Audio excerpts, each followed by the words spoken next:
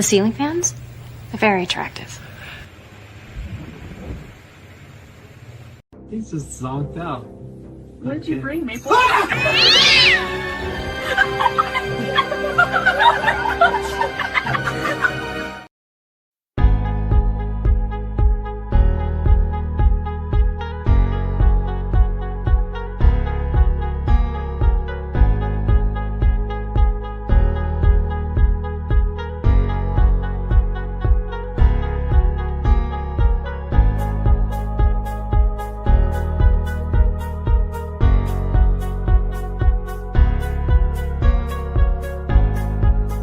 Get ready, so get set, so hang on, so buckle up, so sit tight, so strap yourself in, so brace yourself, so keep your eyes open, so fasten your seatbelt, so stick around, so hang on, so get ready. You just have to be ready. Brace yourself. What you're about to see will open your eyes. The surprises never stop, so you better hang on, so get ready, so fasten your seatbelt, so hold on tight, so hang on, so get ready to get ready, and get ready to get real. The Incredible Hulk will not be presented this evening.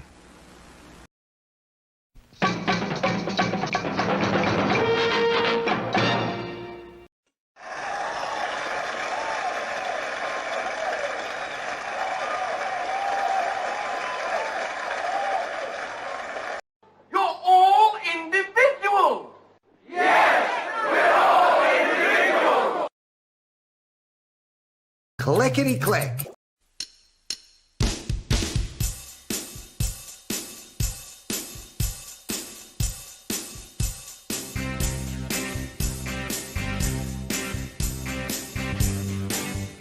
Crank up the music. Keep an eye on This the back. presentation is provided to you to amuse or entertain and not to conform or inform. The content on this channel should not be used to replace professional, financial, medical, or legal advice. All footage taken and used from public sources falls under the fair use of the Digital Millennial Copyright Act of 1998. Therefore, no breach of privacy or copyright has been committed. This show is substantially sourced, not affiliated with any community, club, fraternity, or gang. Your cat may vary. I say, moo.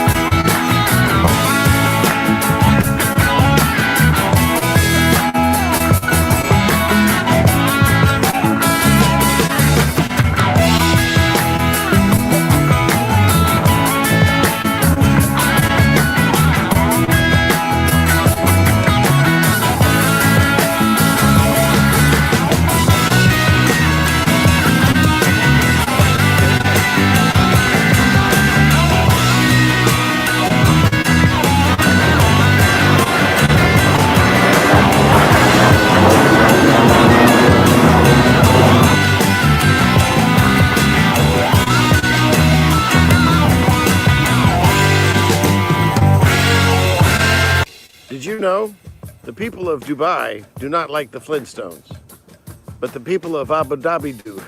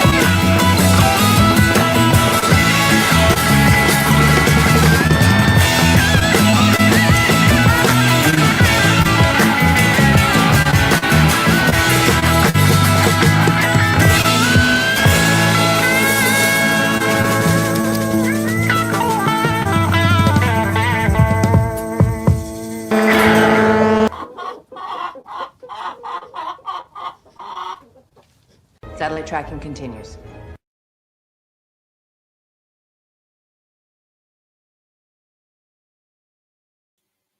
Wow. Wow. Hey, everybody. It's Friday night. Whoop, whoop. Congratulate yourselves. You're on the correct side of the grass. So if you think you've accomplished nothing this week, you got that done.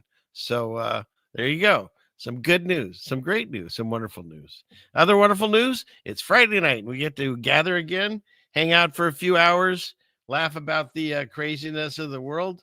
And well, the non-rapey Bill Cosby used to say, we'll have some fun. Hopefully you'll learn something too, because we cover a lot of things about spirituality in this. And the whole reason I'm doing this is to help everyone figure out that aspect of it. So, but along the way, hopefully we have a little fun. And if you enjoy yourself, don't forget that like button, share, subscribe, all those lovely things. First thing I need to do is turn on the camera. Wait, I got to remove this from the stream there. Got that done. All right, let's see. Clickety click. Did it work? Uh-oh. Clickety click. What's happening? I'm stuck in this. And here's the thing, people. I had to go and break down and fork out money. And the money you all are donating in my Patreons and my memberships and my all of that. You lovely, wonderful people. That's how this show survives. And I had to go and I got a computer. It's StreamYard. It's not the computer, because this is a new computer, has barely anything in it. And it's locked up on my end. Isn't that beautiful? Well, it's not. Come on, StreamYard. Clickety click. Phew. Oh. And now no camera. It's just black screen. This happened to me last week too. And it's in the StreamYard company. I'm going to have to discuss this with StreamYard somehow. All right, let's see. What can I do? I'm going to let me pop in and out so that way maybe this will work, and get my camera back on, because I want to be able to talk to you face to face. So, all right, let me try this. Don't go anywhere. I know, it just started. Lastly, to my friend Charlie Kirk. Rest now, brother. We have the watch, and I'll see you in Valhalla.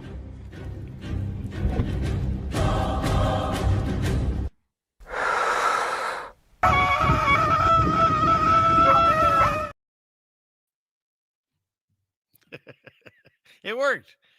I had to invoke Valhalla. I did. I think it played while I was off screen for that moment or two. Hopefully I'm back. Let's see. Yes, I do. I'm back. Excellent. I don't know what's going on here. I never do. Anyways, welcome. I see there's new faces here, and sorry about the start there, but there's a lot of technical difficulties that happen on this show, and because I'm still learning, and I'm afraid to push my buttons now because I'm afraid to lock it out. But I can't live in fear. God says, "Have no fear," and this show is powered by Jesus. So let's try it.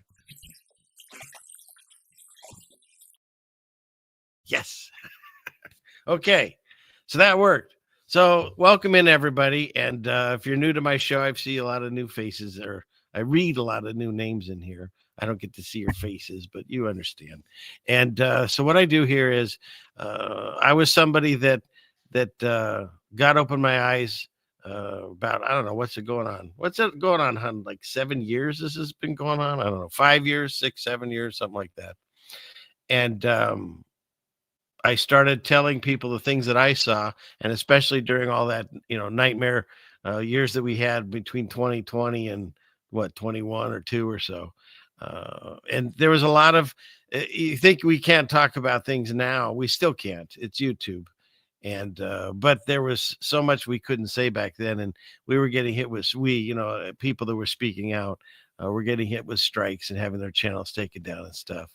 And somehow I was able to walk that line, and I changed the words out that they didn't want us to use, and was able to get myself through that and keep this channel going. And so it hasn't really grown. I mean, it has. I take that back. It's grown very slow, but I started to realize, first of all, when I did get monetized, and I have some people and they upset about there's ads. YouTube puts ads on everything. I tell them to only put it like every ad a half hour or so because I figured that would be, enough. And that's all I can do is just kind of guide them. And but at the end of the day, I mean, I'll probably get like $20 in advertising. It's not a huge amount, but it helps. It helps pay these bills. StreamYard, which is horrible, even though it's breaking down, and then of course the computer and stuff. So it's a bad look for a Jewish guy to rub his hands. All right, see what happens when you talk about money. And I can say that, born and raised Jewish, which pisses some people off still to this day. It's really funny because I've never done anything. Yeah, I'm not naming names. I'm just saying it's funny. It's hilarious. So speaking of money, let's go back for real quick. I'll finish this conversation wherever it's going.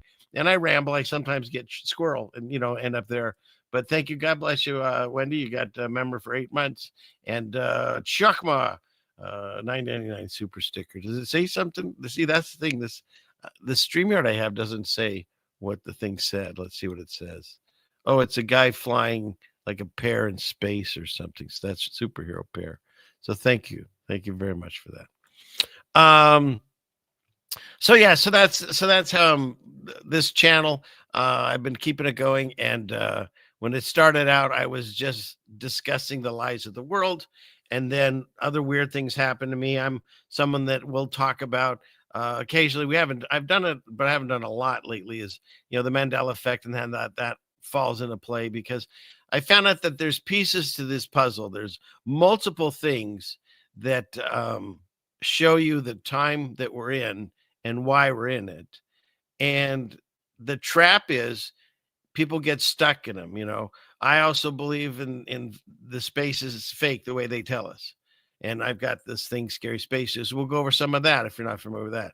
And then also the lives of the news and all that. And then also the Mandela effect and these buildings, the construction and destruction of these buildings and how they're buried and stuff. And so all of those things, you can get caught up in each one of those and just stay there. Like, what is that song? Run around the same old ground. And you end up doing the same, looking at the same thing. You have to get to the end of that. And the end of that would be, why are they doing it? Each one of these things, what's the purpose? How does it affect us? And what you'll find if you stay long enough on this, we'll go through it. But it's about the existence of God and how special we are. And whoever's running this right now, I mean, at the top, of course, is Satan. But they're running this play on us that people believe in the existence of Satan. Just watch movies and TVs and music and all that. But they don't believe in the existence of God anymore. And so I'm part of the revival system, I guess, to like wake people up and find that spiritual thing. And it's not a religious channel. I might talk about certain things like Jesus or the Bible, but it's not religious. It's all about spirituality, making that connection, your personal connection to God, who's right here, right now. That's very true.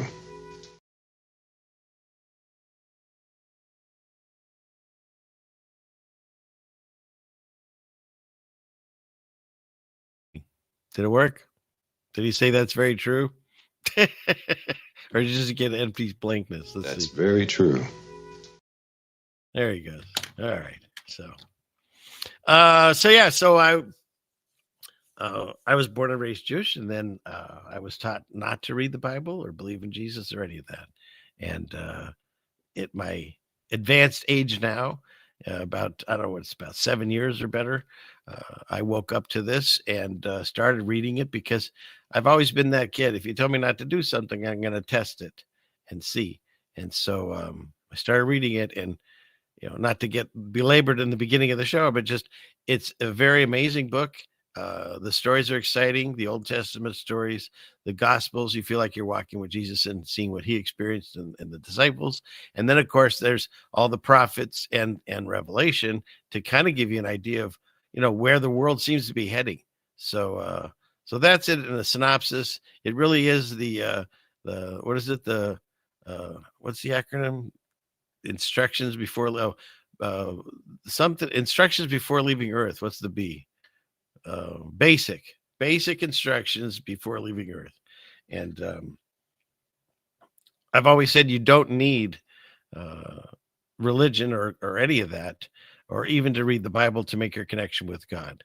But as the other side of me would say, it couldn't wait. True. Yep. Yeah, that's true. So, okay. Did anybody see my little cat thing that I threw up there in the beginning? I thought this was pretty funny. It showed up in my feed. I added a little sound effect and music, but you know, you get the gist. He's just zonked out. What did you bring, Maple?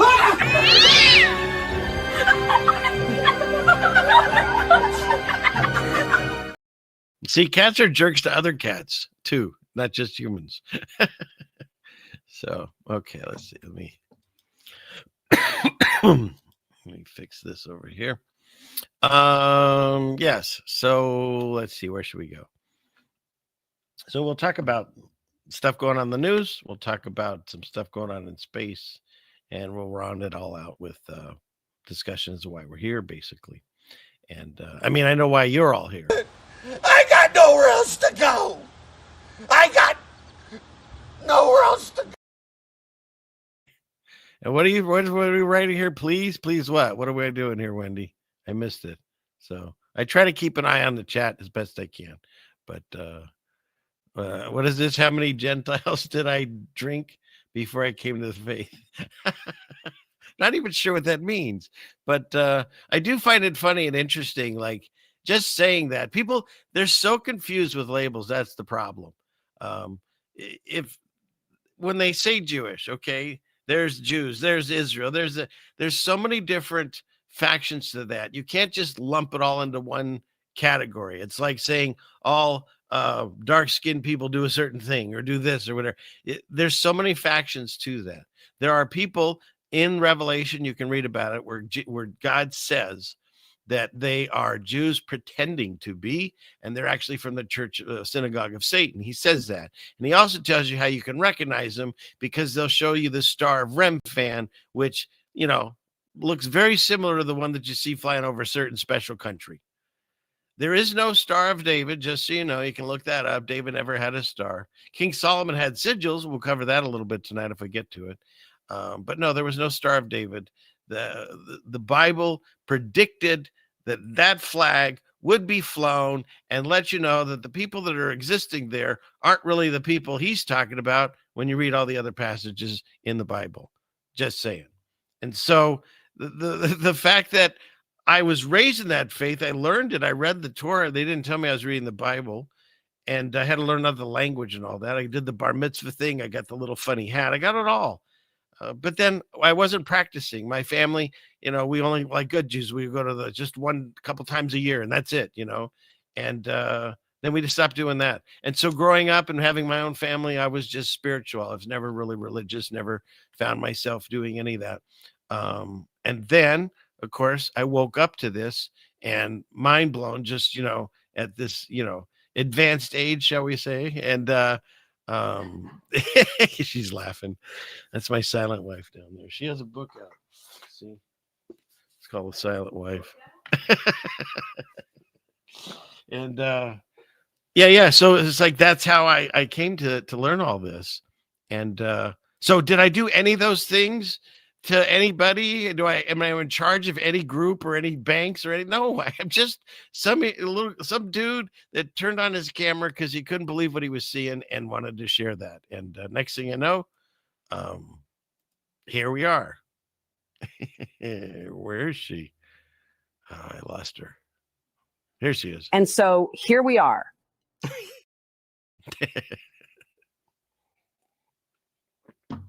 Okay. And if you do feel like supporting the show, this is the little show part. My wife makes amazing soaps that she sells. And we got, I think there's 1 or 2 orders that were going out, I believe, the beginning of the week, Monday.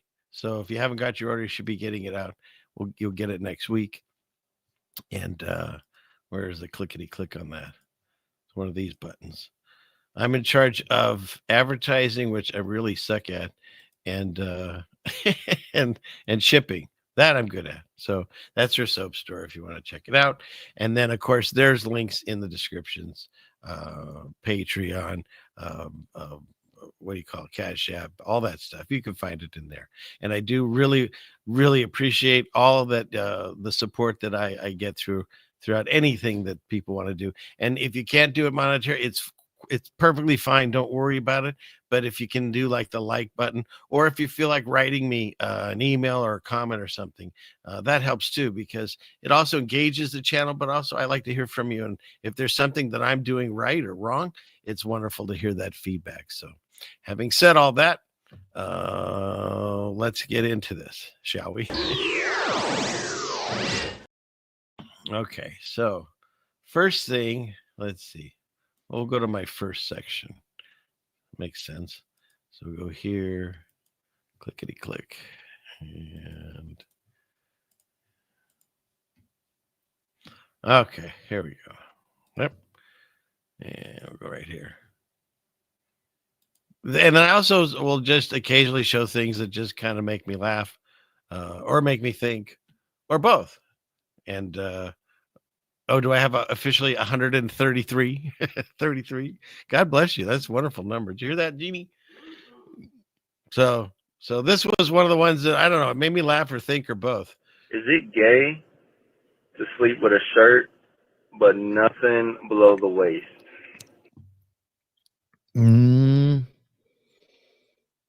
It's gay to sleep with a dude. That's the real litmus test, I think. Right? I mean, it's logic. It's logic. So yeah. So there's that. And let's see. What is this one? Oh, this one was just sent to me, and thank you. Was it Terry? I hope I got the right person. I just had this. I thought it was really interesting. The raccoon goes on a rampage, gets drunk, and ends up what? Passed out next to the toilet. Raccoon broke into a closed Virginia liquor store and drank alcohol from the bottom shelves over the weekend. An animal control officer says the raccoon was found Saturday, passed out next to the store's toilet. Now, who in here, don't raise your hand, who in here hasn't had at least one experience in their life with that? So, oh, geez. All right. So what's this? This is just part of the idiocracy of our world. I'm fascinated with it. So for those of you that are into sports ball, football has had an interesting run lately. Oh, thank you, Connor. I'll put that up on there and grab that. What is this? Okay, wait. Let me go over there and say thank you. Let's see. I don't want to miss these things because I do that and then I feel terrible later. Okay, there. Less than the price of a movie ticket for like 3 hours. Oh, thank you. So God bless you. So, honk honk. Right? Is that what I say there? Okay. Let's see. Let's go back. Let's go back into here. And we'll go here. What were we talking about? Oh yeah. So you've got the football team that I grew up with called the Washington Redskins, right? I mean, they weren't my team. I just remember the name growing up. That was them. And of course, everyone got really woke and decided that that's a terrible thing to use the name Redskins. It's cultural inappropriate, whatever the terms are. And so they changed the name, and they're called the Commanders. I don't even know how they came up with that. I mean, what a weird one. But in any case, so the Washington Commanders then are now currently being sued by the Native Americans. They want the name changed back to the Redskins and the chief white calf logo restored. They say the old name honored their heritage, not insulted it. So, I mean, everyone saw it that way except the people that forced the change. And so now, isn't that the comedy writes itself? They're suing them because they took it away when they took it away because they thought they were helping. It kind of reminds me of the Simpsons. They had that what Hank Azaria did Shampoo. Not Shampoo. What was his name? What was his name in the store? But he ran the Quickie Mart, and they said that it was bad cultural thing, it was a slur on the race and stuff. And so what did they do? They canceled the character. So they basically took a real job away from an Indian American, or whatever you want to say. It's just really funny, the world that we live in. We're pouring Gatorade on the crops. It just seems that way. Apu, thank you. Yes, Apu. All right. Yeah, they got rid of Apu, and so then the guy that was playing it, he lost his job, and they were doing it to help him somehow. So yeah, so it'll be interesting to find out what happens here. Does that mean all the companies will start doing this? Because don't forget the Land O'Lakes, they had an Indian on the box, and they kept the land, and they got rid of the Indian. She's gone. So I wonder if they'll ask for those things back too. What's that? Yeah, there was a she. I think it was a woman. So okay, but wait, there's more. You think that's all you got on football? Check this out. So the president, Trump, he's decided, because all of a sudden now, even though we're a country, and if you like soccer, that's cool. But our country here in the United States, we never really gotten into it here. We do football, baseball, basketball, and I guess hockey, right? Maybe I missed something, but that's pretty much the main ones. But soccer was always big all over the world except the United States. And what did they call it? Football, right? So it clashes with ours. So now the president is saying, because we're now going to be drenched in the World Cup is coming here, I guess, right? So he's doing all these things, and he's at all these events. And so now he's decided maybe we need to change the name for our football, for the NFL, because technically soccer is football. I mean, use your foot. So, yeah, so now they're going to want to come, because he's really good at changing names, right? Just ask the Gulf of America and things like that. So we'll keep an eye on this one, too. It's going to be fun to watch what they would call football. What would they think they call football? You already have rugby. That's some call it handball. No, that's another thing. I don't know. What? You're not helping. But I don't know. The Gulf of Football, says Groot. Maybe. So the National Tackle League. Yeah, that's a good one too. But you want the cat video again, Wendy? Okay, I'll put that up. I don't know if you all remember, there was a league that came out. Oh, Trish asked first. Okay. And then Bruce is asking, so I'll get it out there. But the Pigskin League, that's a good one, Chakma. The Marquise Ball. You guys are all hilarious. Missile Ball. American Rugby. Yeah, it could be, Jenny. That seems pretty. They might do that. I don't know. But at the end of the day, it doesn't even matter. But it's just kind of fun to talk about. Okay. So that's what's there. And then, of course, he's also saying, this is interesting. He's saying that he's talking about getting rid of the income tax. And, the first thought is, wow, that's wonderful. Thank you, President Trump. Finally, somebody's going to get rid of this tax that's been imposed on the.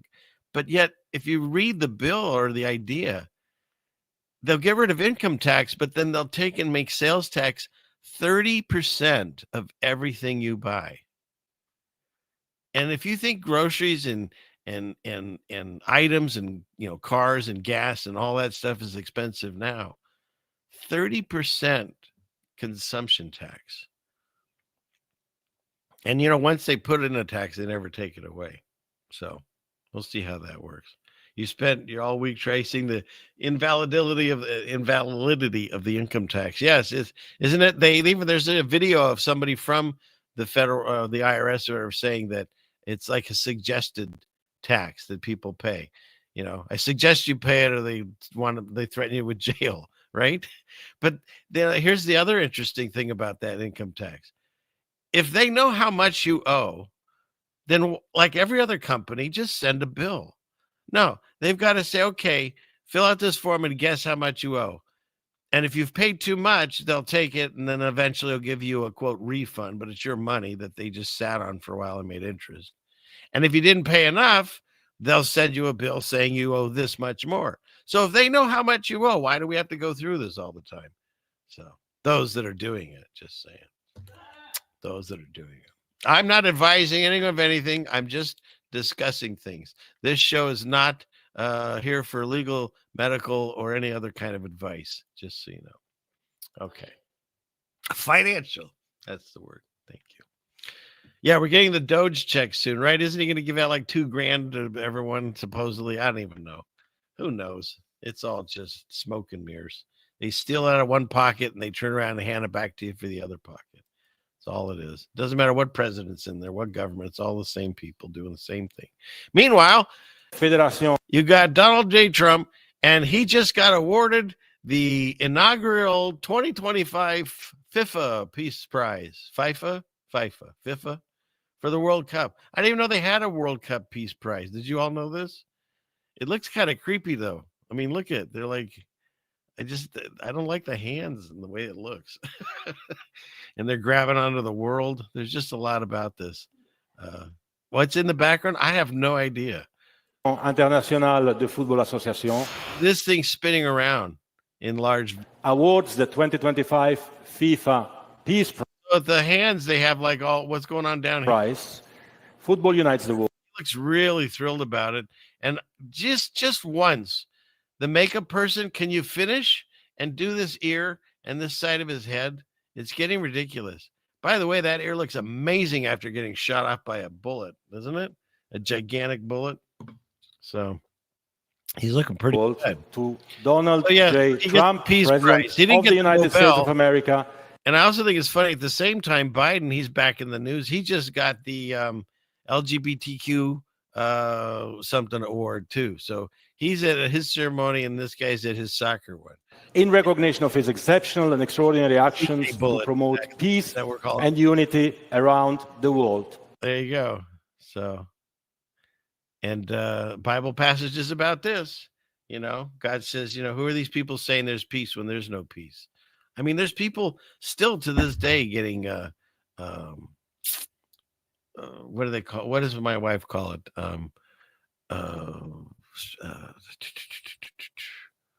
It's strategic. What is it?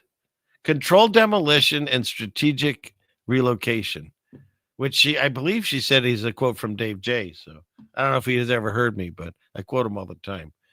Hey, Finn's here. Good to see you, which means you're tardy. Let me get out of this and we'll discuss your tardiness. So, and this is for anybody else that just showed up because you're late. I don't feel tardy. I don't feel tardy. All right. Because that's all that matters is if you feel tardy. Yeah, and we'll discuss Candace a little bit tonight too. She's in the news. She's we'll do that. Let's see. Where are we at here? Okay. I think we missed a few things. Oh, and look at this, Jeannie. Samoan Watchman, how you doing? Does the Antichrist have a peace treaty? Yeah.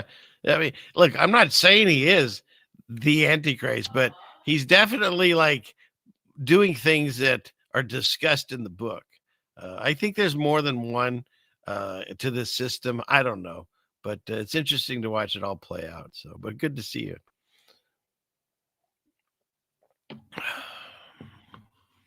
Okay, looks like a guy's heading to say, "Oh, the ball, BAAL, Earth." Yeah. Okay, let's see. Let's go back down here. Let's go back into this. Clickety click.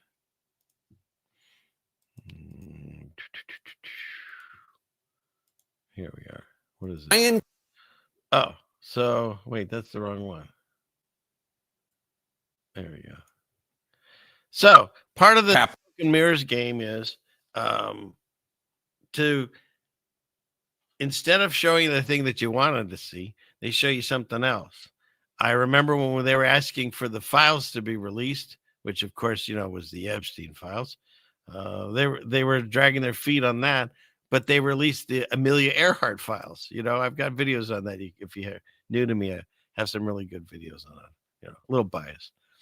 But so now the newest thing was they went back to a story from, what was it, 2020, 2021, somewhere in there. And they got this guy that he blew up or tried to blow up. I think it was the DNC or the RNC was planting pipe bombs, allegedly. And of course, all news lies to you, but some of them are just so ridiculous. So, of course, they said this about, here's the actual guy, and this is CNN's report. Attack. Brian Cole Jr., a 30-year-old white man from the D.C. suburbs is... Wait, what? Hey, honey, we got to fix the tint on our screen.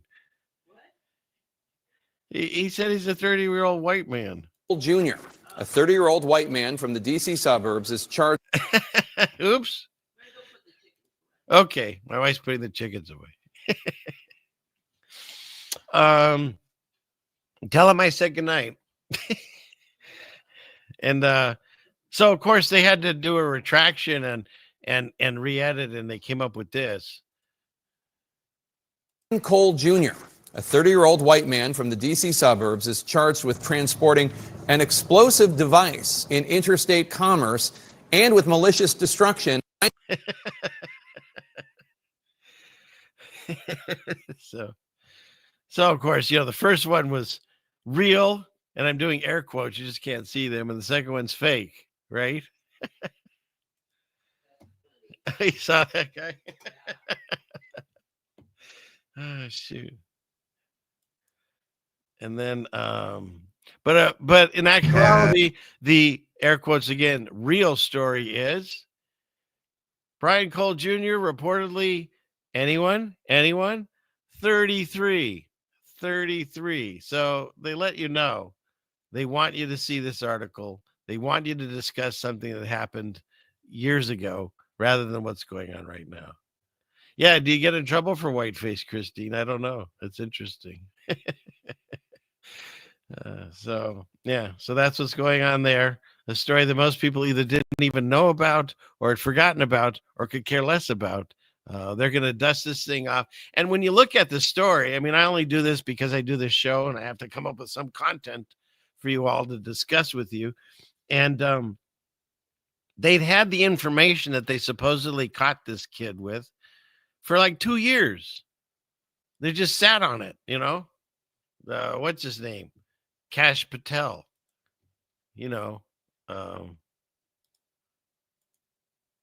this guy. Lastly, to my friend Charlie Kirk.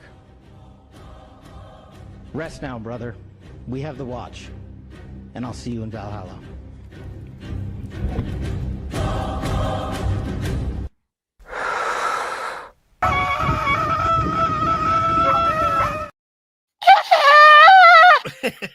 At least I hold mine the correct way.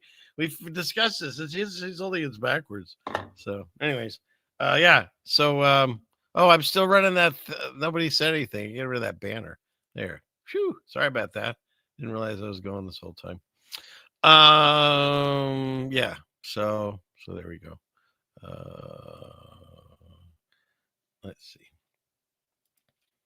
So they've had it for a few years and they didn't do anything about it. Then they want to crank it out, dust it off, and use it now. So, squirrel, and then people forget. I mean, they say, and I truly believe it, we've got the attention span of a goldfish, right? Because they had all these different stories. What happened to the gold? We were going to go, who's we? We were going to go to Fort Knox. Wasn't it Elon and his dog Doge? And they were going to go see what gold's in there. And then we just decided now we don't need to do that now. Trump was going to throw Hillary in jail for like a dozen years, changed his mind because they all work together. It's all just, it's theater staged for you. But it does affect your life. But it shouldn't consume your life and it shouldn't give you fear, because if you do turn the televised vision off, it all goes away. If you never heard this story about this suspected bomber and how they caught him and all that, your life wouldn't change any more than it did hearing about it. It's all just stuff to keep you occupied from the real part of this world, and that we're in a spiritual battle. God is real. He exists.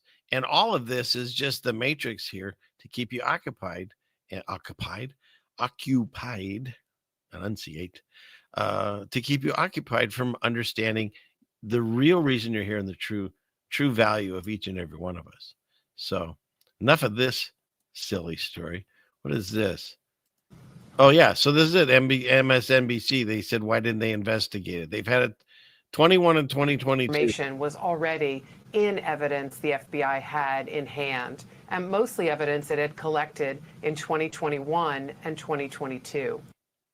So, whatever. Enough of this. Get rid of that nonsense. On the new nonsense. Oh, we've got to get into USA. This, of course, right?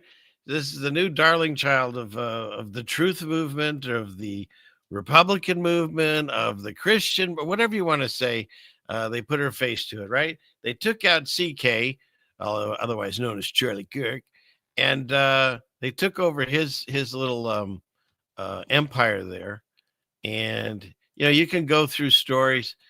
We've discussed it here, whether or not how he was taken out, if he was taken out, on and on and on. We're not going to argue or fight that. Where's the thing I had here? Dang, I had it ready. He said, with a knife in his leg. Let's see.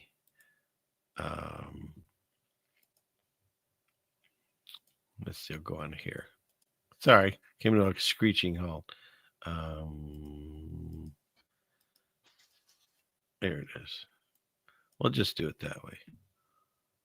We'll go on here.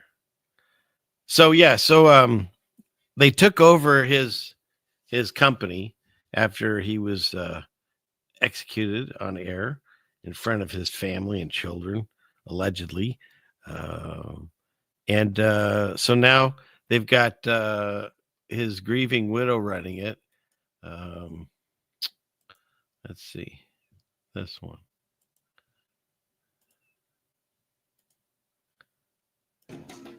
The White House proudly presents tonight the Charlie Kirk Memorial Show. Definitely not a rally. One night only. This 33-hour event brought to you by Panda Cheese. Always a little sus. Starring Erica Trump Kirk in the role she was built to play. With special guest stars tonight, the President of the United States, Donald Trump, and his bestie, Elon Musk, together again, as well as Vice President J.D. Vance. Special guest stars include Jonathan Winters, Carol Brady, and Triple H, the head of the presidential fitness, as well as Dom DeLuise, that lady, Erica Trump, coming to you live from Turning Point, USA. Erica Trump is here for us and all of us together. One night only. You'll pay for the whole seat, but you'll only need the edge. Definitely not a rally. Satellite tracking continues. Yeah, so her. And isn't that funny? So I got to give you a little bit of the behind the scenes of that stuff. So I have an idea. It comes into my mind. And then I find the clips that I want. And then I put the clips together. And then I do the voiceover. But I don't have anything written down. I just have like points that I want to get to. And so then I do it most of the time ever in one take. And I did that in one take. And I messed up. But it's kind of it's one of those things that you can make lemons out of lemonade, because I accidentally called her Erica Trump Kirk, or Erica Trump. And now, I mean, who knows? The soap opera goes like this. It seems that Don Jr. is getting real cozy with her. So wouldn't it be funny if she ended up being, and I called the shot. So let's keep an eye on that. Maybe I'm right. And then also, was it Rose? Not Rose. Was it Rose McGowan or Governor? The one lady, I still can't think of her name. And so when I was in the middle of it, I just did that lady. So, okay. So where are we at here? Don't tell how the sausage is made. Maybe I overshare sometimes, but it is kind of fun. So yeah. So okay.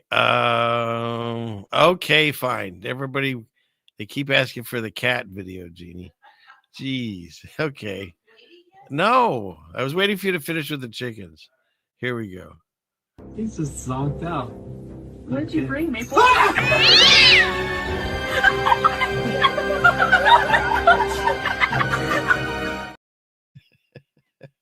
It was really good.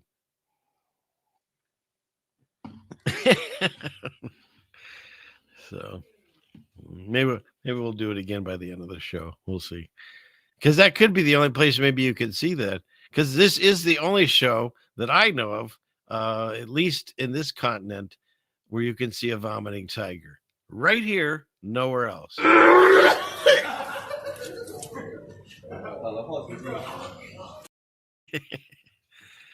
So there you go. I don't know what else, where other show would possibly even want to show that, but you found the right show.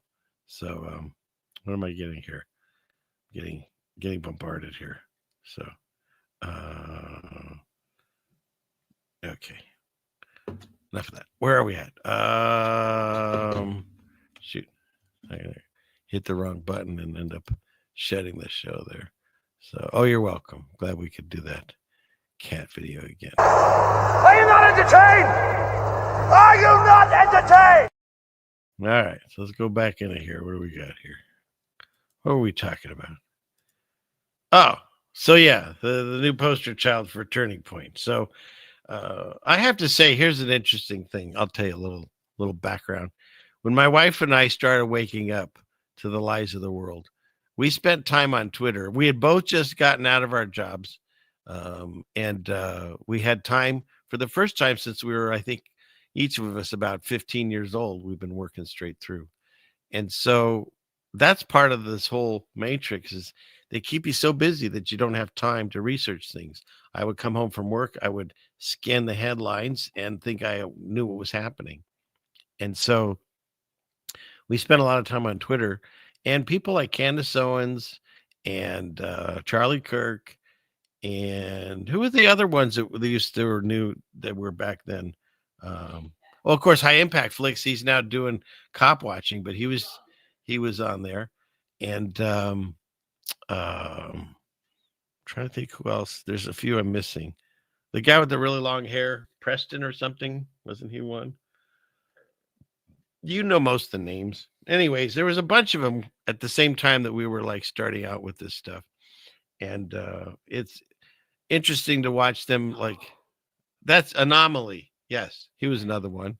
Oh, and don't forget Isaac Cappy and that whole psyop. That's a whole other issue we can go into.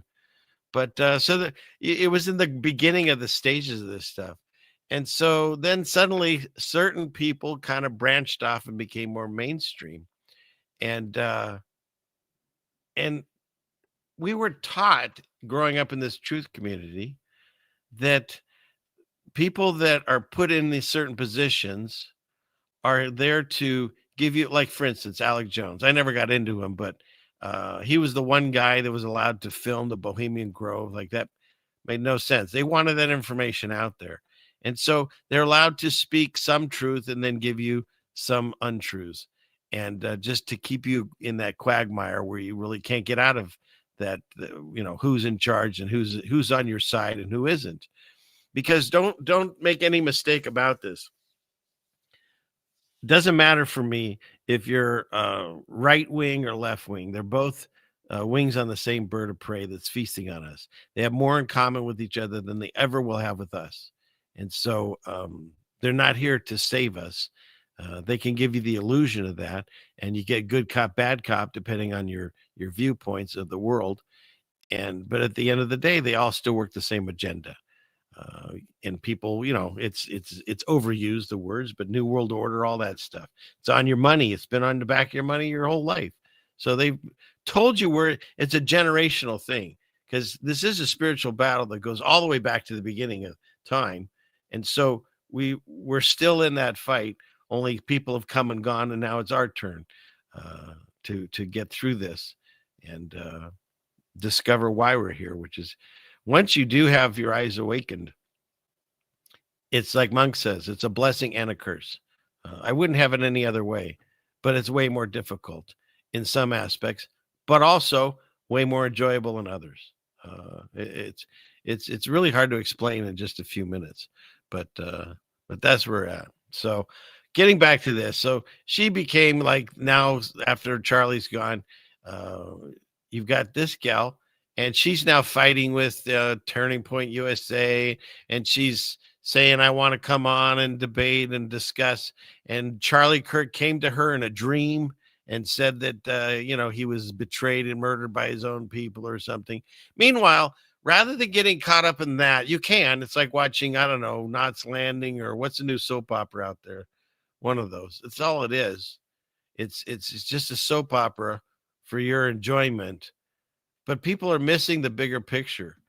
They have to tell you it's part of this system. We have free will. They're allowed to deceive you because I believe in the little season, pizza. So we're allowed to be deceived by these people, but they have to tell you they're deceiving you. And then you have to just accept it or pretend you didn't see it and give your consent. Once you've done that, they do whatever they want. So the fact that she's sitting here with a mug that says CIA on it, I have not heard anyone discuss this. I mean, funny, I just saw this is from Brian. I was just talking about him, High Impact Flicks. The one thing he gets the breakdown just like this, as far as they're the same. It's all one machine. But I didn't hear him say not to, everyone misses things. I'm the only person, I haven't heard anyone talk about this, that it says that on there. Just saying. That was interesting. Yes, Crazy John, I'm old. Knots Landing. I don't even know how that one pops in my head. I could have said Dallas, I guess. I didn't watch either one of them. I could go into the 90s. Young and the Rest. Well, that's a daytime. God knows nobody watches that. But I could go closer. I could say like Melrose Place. I think that was the 90s. But after that, I'm really not familiar with any of the new soap operas. Just so you know. Okay, but in any case, I just thought that was interesting. Grey's Anatomy. Yeah, I didn't watch that either. I wasn't into any of those medical ones. Was it ER and none of those. So, yeah. So, all right. Well, I just thought that was interesting. Yeah, there he is. High Impact, And there's the other, look at this, Alex Stein. I did shows with him and Rose and stuff. Came out of the same community, and wow, he's just all over the place. And I'm actually really happy for him because all he ever wanted to do is just have a big show and be famous, and he is. And so good on him. But yeah, so let's see. So that's my take on that. Yeah, this whole thing is theater, but I just thought it was interesting. Nobody's mentioning that they're just showing you. It's all just staged theater. So what's this one? Oh, and then I also have a series going, apparently. It started with, I think, who did it start with? Frankie Valli. He looked like a mummy on stage.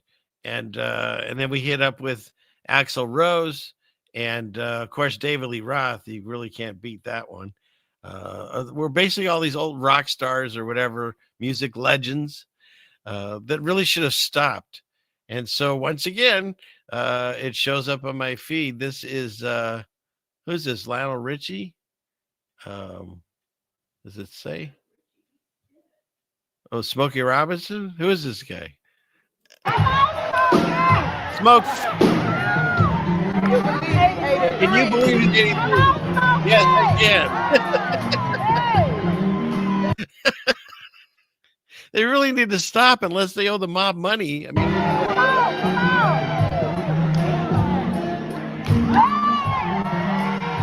that's what you want to see.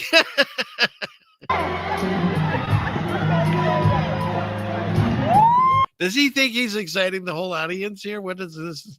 Some weird ritual. Oh my gosh. I want to see if he sings.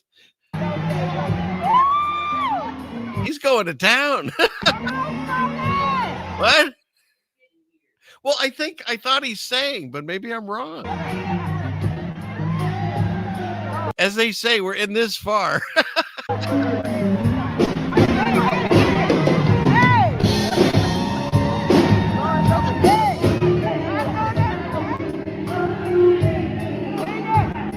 You can't even hear him. So how much did they pay for that? Someone called the nurse, he said. Still Brill. Yeah. So. So anyways, that's what's going on there. If you want to go see Smokey Robinson, can you believe he's 83? You hope he doesn't strip. We all do, Joy. I'm gonna get rid of this because I'm offending too many people with this one. So, and then of course we go to this whole thing I discussed many times. What's happening to people?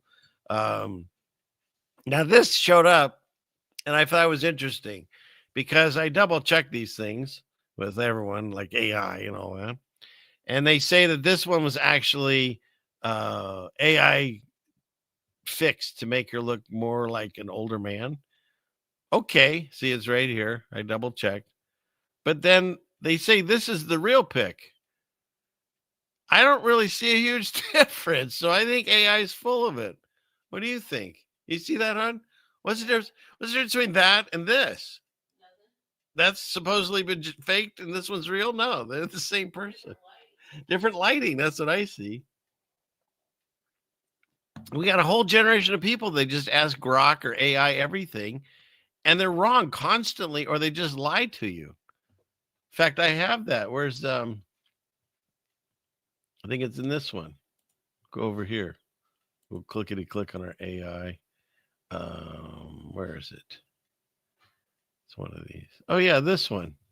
How about this? For those of you, and I don't recommend you use any of these tools. Of course, it's really hard not to in the day and age. ChatGPT and AI. I mean, it's, I believe, provable demonic technology. Oh, he's sounding all crazy there. No, he really, there's things that you can look at. Hopefully I have them on here. We'll go over some of them. I'm spilling coffee on myself. So better than that than the computer. So, but it does seem to be working better. StreamYard's just having issues, but the computer's doing way better. So listen to what this gal did with her ChatGPT.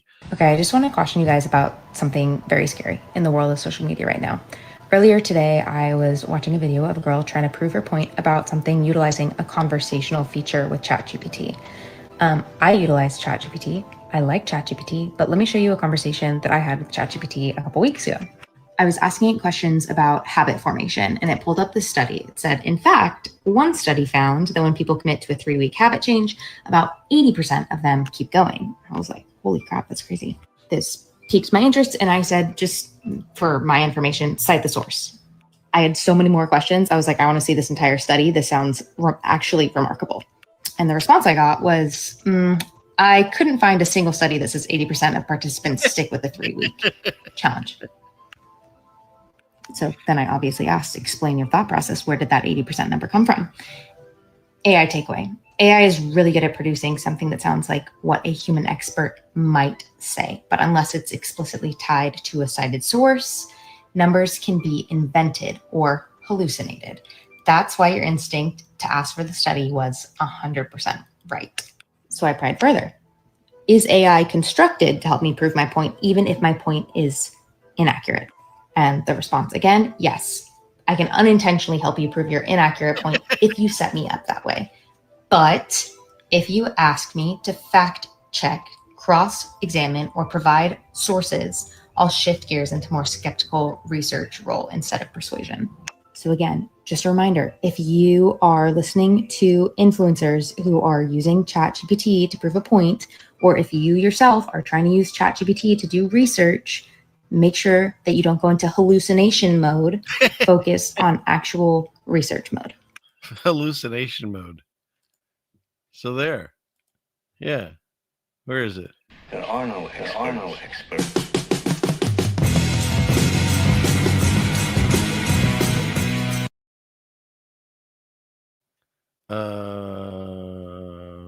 Clickety click. Where'd we go?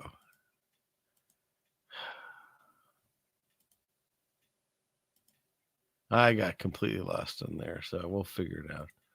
We'll fix that later. Oh, what's this? Oh, this is something Rose wanted me to go over with. You guys want to go over this? It's right here. You might as well.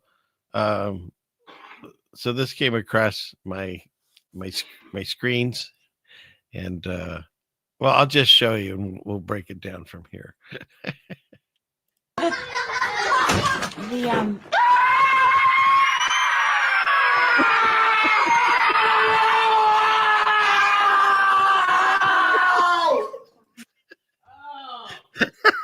I don't know why I find that so funny. It's not real, okay? So the breakdown of this, apparently it's an actual commercial, and for Walmart. But so the dad goes, they're saving money, and he becomes a clown. So when I sent this to my friend Rose, because I can send her things and we both laugh at stupid things or weird things, her first question was, that's a very precarious place to leave that little statue. It's almost like it was placed there on purpose. And so then, of course, I put on my thinking cap and thought, well, after he hurts himself and he screams like the clown from It, one child does not leave. One child actually acts like they know it's going to be happening. And so if I had to say anything, I would definitely be questioning this young girl or boy. It's hard to tell from this video. So there you go. You have a deep-rooted clown issue? Well, most people do. So, all right. I only did a short breakdown, Rose, if you're watching, because but yeah, you can look this up. It's called the Walmart clown commercial. So if you want to, maybe you don't want to. Okay, let's get back into this. Where were we? You don't want to. That's okay.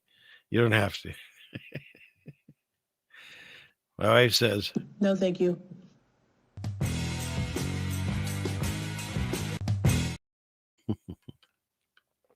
okay. So, but that was all Hollywood. No clowns or children were injured in the making of that commercial.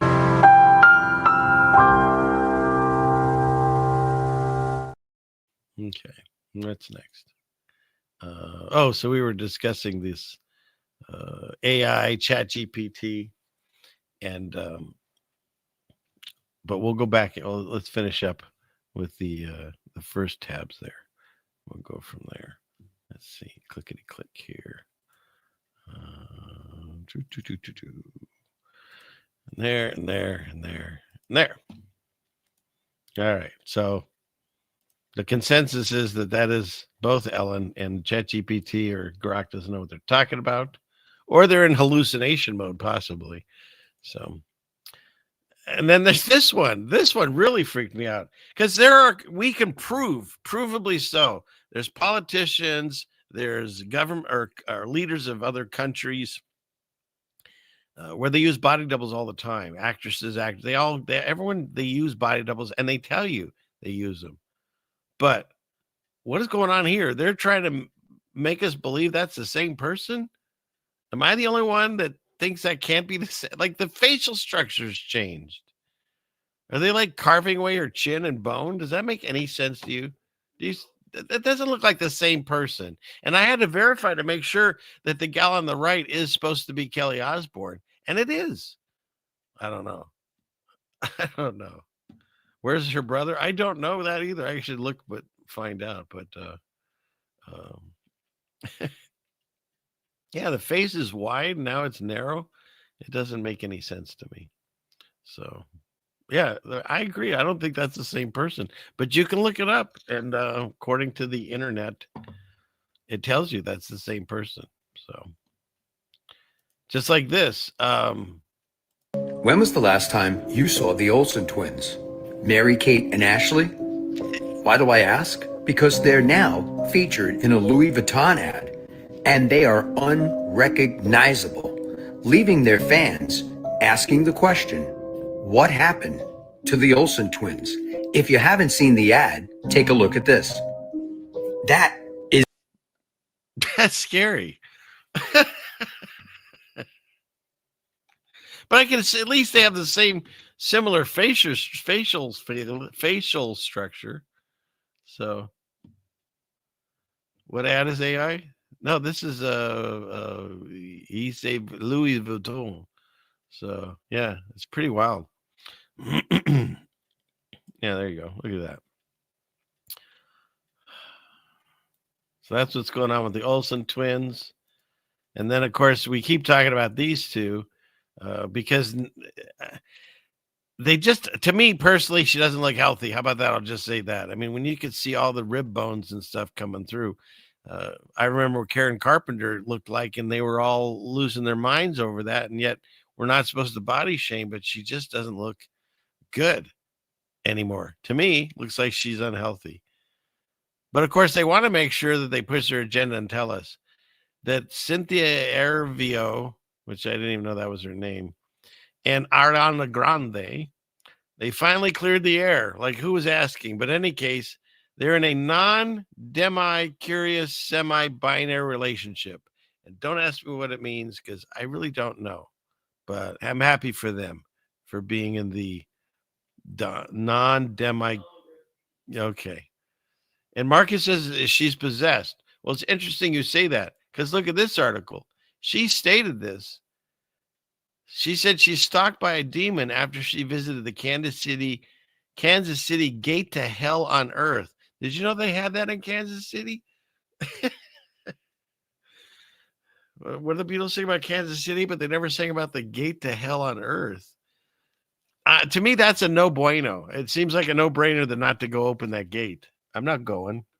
Anybody want to go to the Gate to Hell on Earth? No, thank you. So she's saying that she's been basically attacked or possessed ever since she did that. So, and maybe that other gal came out of that gate. I don't know. So, Trish, I don't know what it is. They're in a what? You'll have to read it again for yourself. I don't get it. Okay, what's next? And just to show you that when I say that everyone is in the group, where is he? He's gone. I mean, when I say everyone's in the group, everyone. These were some of my favorite handlers growing up. The Beatles, of course, doing the Masonic hidden hand, doing the Trip Sixes owl symbol, the satanic horn symbol, the OK with satanic, and then I found, look at, in the cover of Help, I always knew this is like the letters they were doing, but this is literally the as above, so below. And of course, they put Aleister Crowley on their cover, and we can go on and on and on with the backward stuff and all that. But they're really talented at what they do. That's the whole point. They get people to sell their souls and prove. You can watch a bunch of people from Bob Dylan to a ton of famous stars, Gaga and all of them, Madonna. They all admitted it. Roseanne Barr, they sold their soul. It's a real thing. But they get such amazing talent. In fact, some of these, I believe, might even just be the fallen ones inhabiting bodies or something. Because some of the singers and some of the noises they can make don't even sound possible. And so it's just a reminder that it's not just one or two, it's all of them. If there's someone famous enough that you know their name or their music or their movie or so, they've had to sacrifice something to get there. That's just how it works. That's how it works. So yeah, this was kind of heartbreaking to me when I woke up. And then there's that whole channel. Is it Mike Williams? And he goes over the whole thing about how they, killed him and put in fake Paul, and Ringo came in. Him and Yoko were the handlers, and then it's a really fascinating storyline if you want to go down that rabbit hole. What is this? Yeah, here's Christopher Lee telling you straight up. If you don't want to hear it from me, how about this guy? Was he Sauron? I have met people who claimed to be Satanists, who claimed to be involved with black magic, who claimed that they not only knew a lot about it, but as I said, I've certainly never been involved, and I warn all of you, never, never, never. You will not only lose your mind, you lose your soul. So what does he mean there? Oh, is he just making it up? I mean, you can take that route if you want. What I'm here for is just to present the information. What you do with that, that's up to you at that point. Information's out there. Always let it in. And this article was sent to me, and God bless you for doing that, because I like to be proven right. And I've discussed more than once about birds, and specifically pigeons. And I've said that I believe the pigeons in the cities, since you cannot see in the wild a baby pigeon or a pigeon egg, the nests, they say they put them way too up high and nobody ever sees them. Unless you're, making your own pigeons. There's some people that they do this for fun or a living, and they have their own pigeons. But I'm saying the pigeons in the city that just show up, you don't see, where do they go? Where are all the dead pigeons? Where are all the baby pigeons? Where are the pigeon eggs? You don't see any of that. In fact, if you're not familiar with the pigeon egg, let me show you, or the pigeon, baby pigeon. You won't even believe this if you haven't seen this before. Baby pigeon. Clickety click. Where's a good one? Yeah, there we go.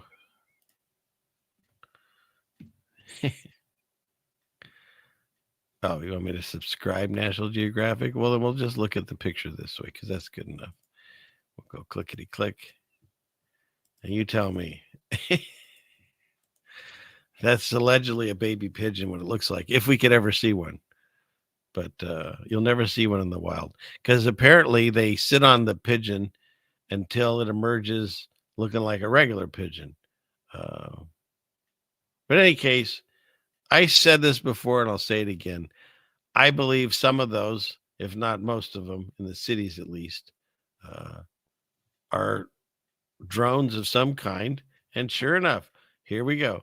Russia's testing brain implanted pigeons to use as remote control bio drones. They'll have solar backpacks and brain implanted chips. And I've shown multiple times that there's other countries like China. They have like mosquitoes and pigeons and things.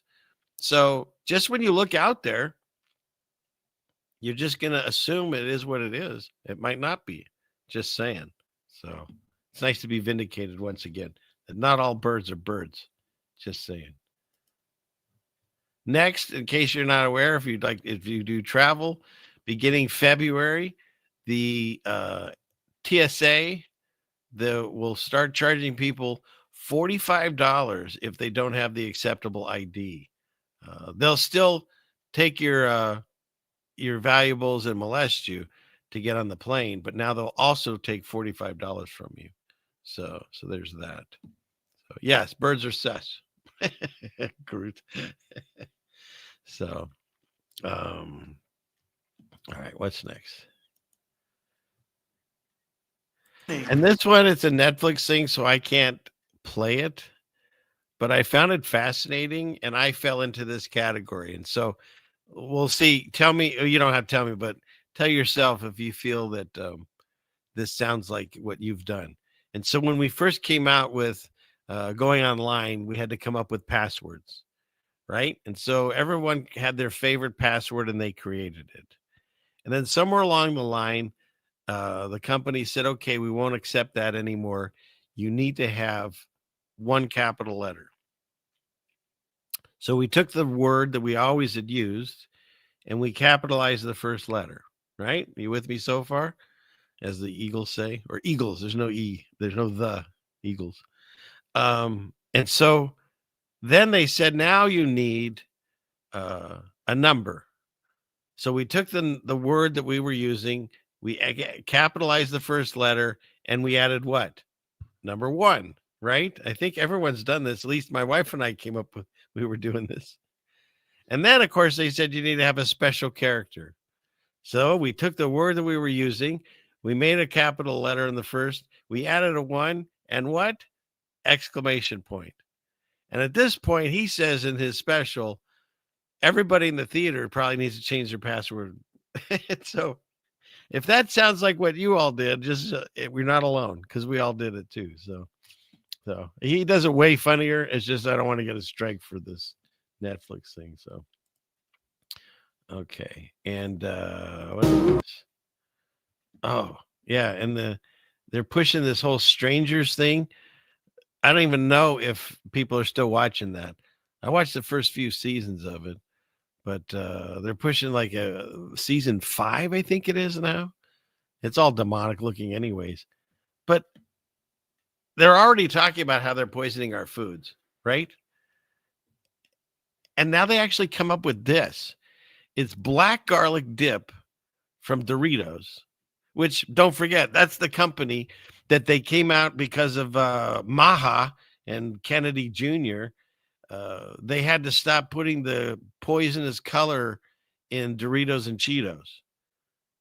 And then they came out and said, okay, we're going to stop doing it and you won't notice a difference.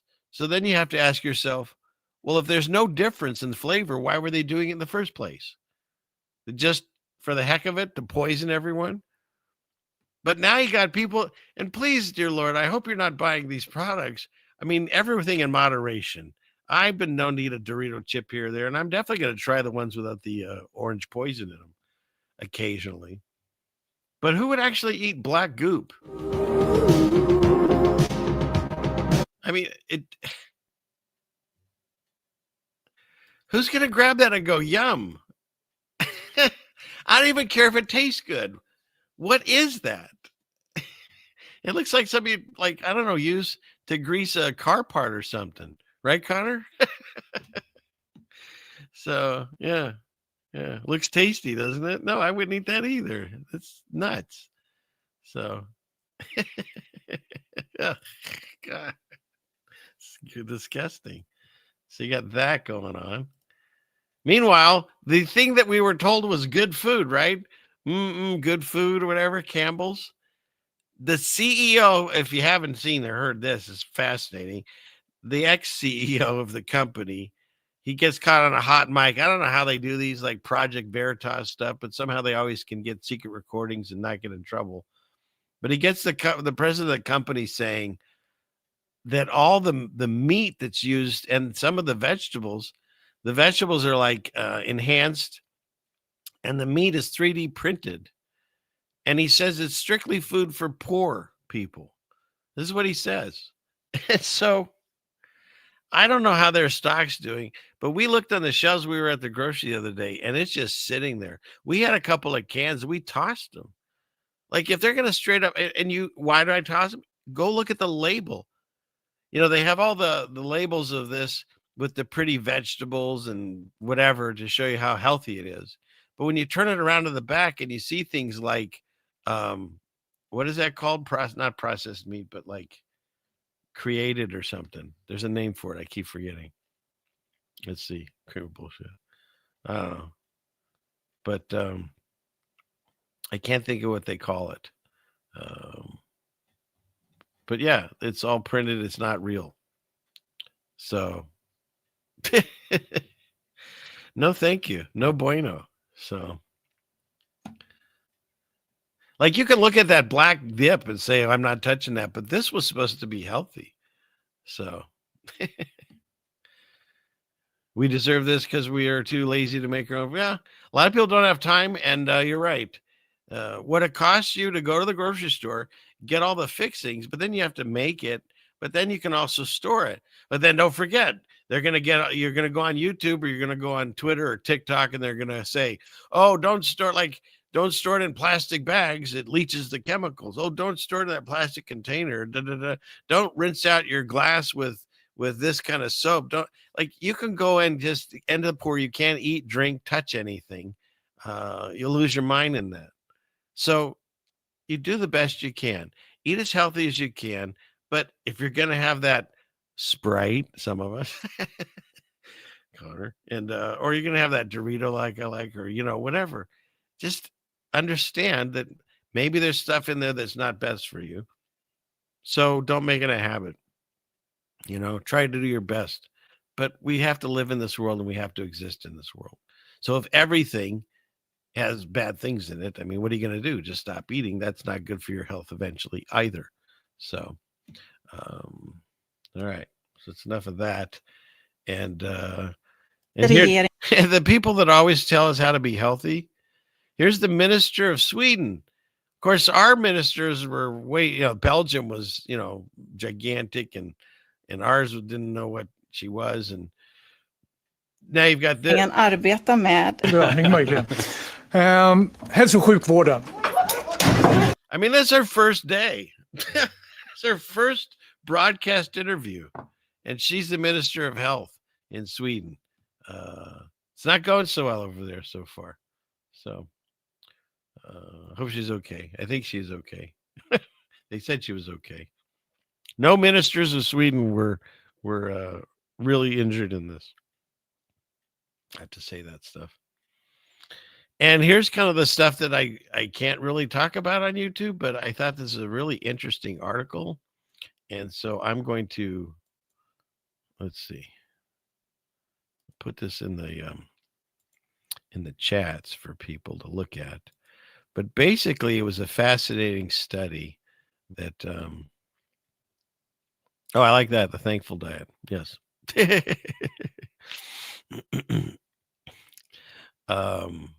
Where'd it go?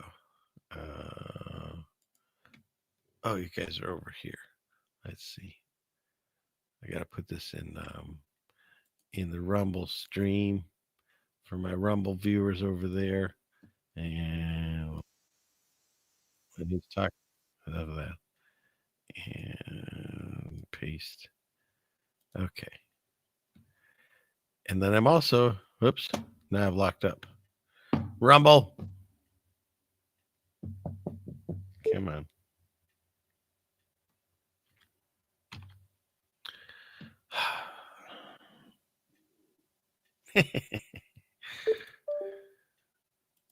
What's going on?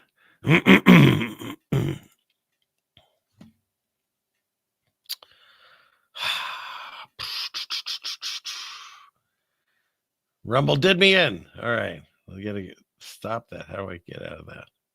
Let's see. It's got to be here somewhere. Clickety click.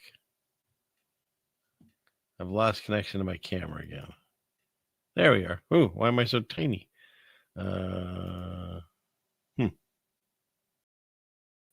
There we go. That was weird. Okay. So no good deed goes unpunished, right? I was trying to put it over there and put it in the Rockfin stream. I'll put it there too. But yeah, so and I've lost my banner. Now it just looks like a green screen. You're seeing behind the curtain. Got to add the visual effects. Booyah. Didn't work. All right. We'll try it this way. Let's see. What can we do to fix that?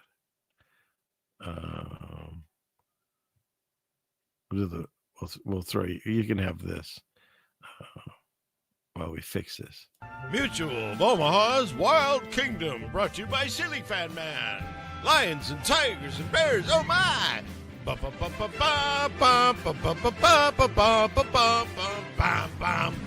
thrill of victory and the agony of defeat. Today's episode, how pandas are made.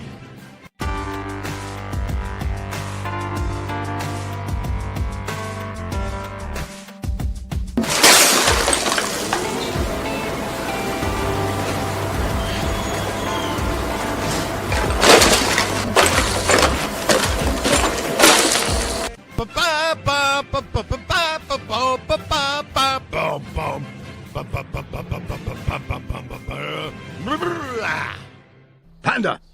Satellite tracking continues.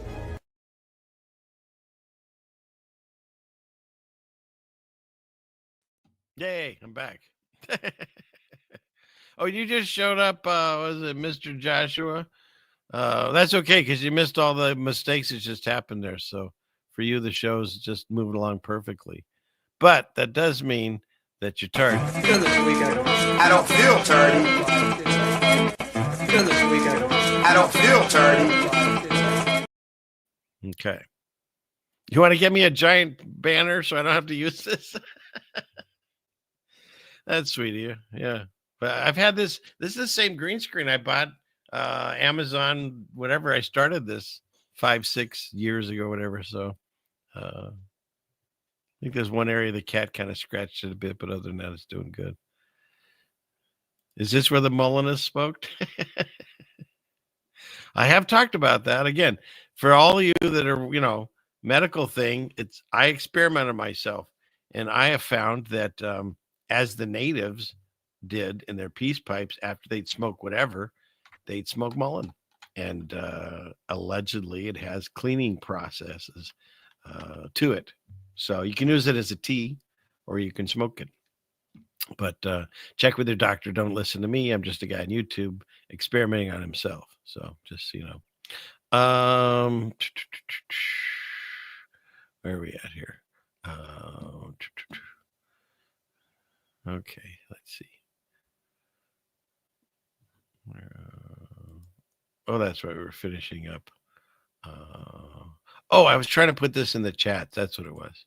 So there was this study that was done, and all I'm doing is sharing the information that they did. But this was on CBS, and you can see the date in 2006.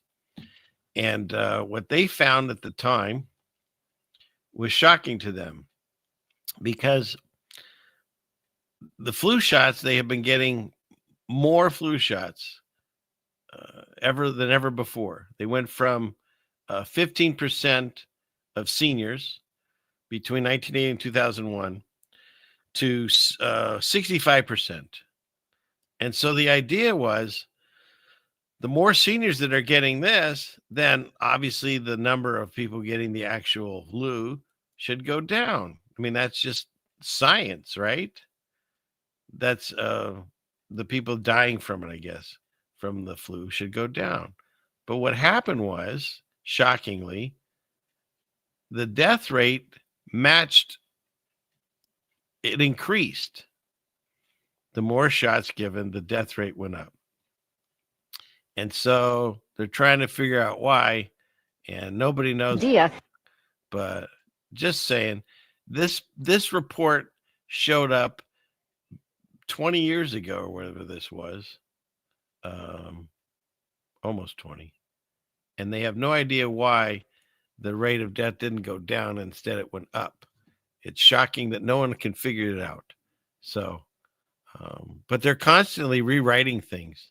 Now we've got this one, and I wish people that are on the fence of this would see these articles. The problem is, we live in such a culture that not only can you really not talk about it, but you don't want to offend people if they're really polarized on not just politics, but they're polarized on these shots and stuff. And so, in 2020 did a lot of that damage too, going through that. But they just now said the CDC, and that's one of the 3-letter companies that, YouTube says I'm supposed to make sure that that's who I'm talking with. And that's who it is. The CDC panel recommended delaying or not even giving the hepatitis B to babies, which for me, I understand, because how many babies are going to have? I mean, that's usually passed through dirty needles or through sexual relations, and they give it to a baby at birth. And they've been recommending this since 1991. And now they're saying it's up to you, and do research on it. So kind of exciting that it's starting to get a little bit more out there. But the problem is the damage is already done, and people have their opinions. And so when new information like this comes out, it usually doesn't change much. And I've already said, when they tell you on YouTube the things you're not allowed to talk about, then you know that's going to be the next big push. And the big C, as you know, not Cunningham, but the illness, not not this guy.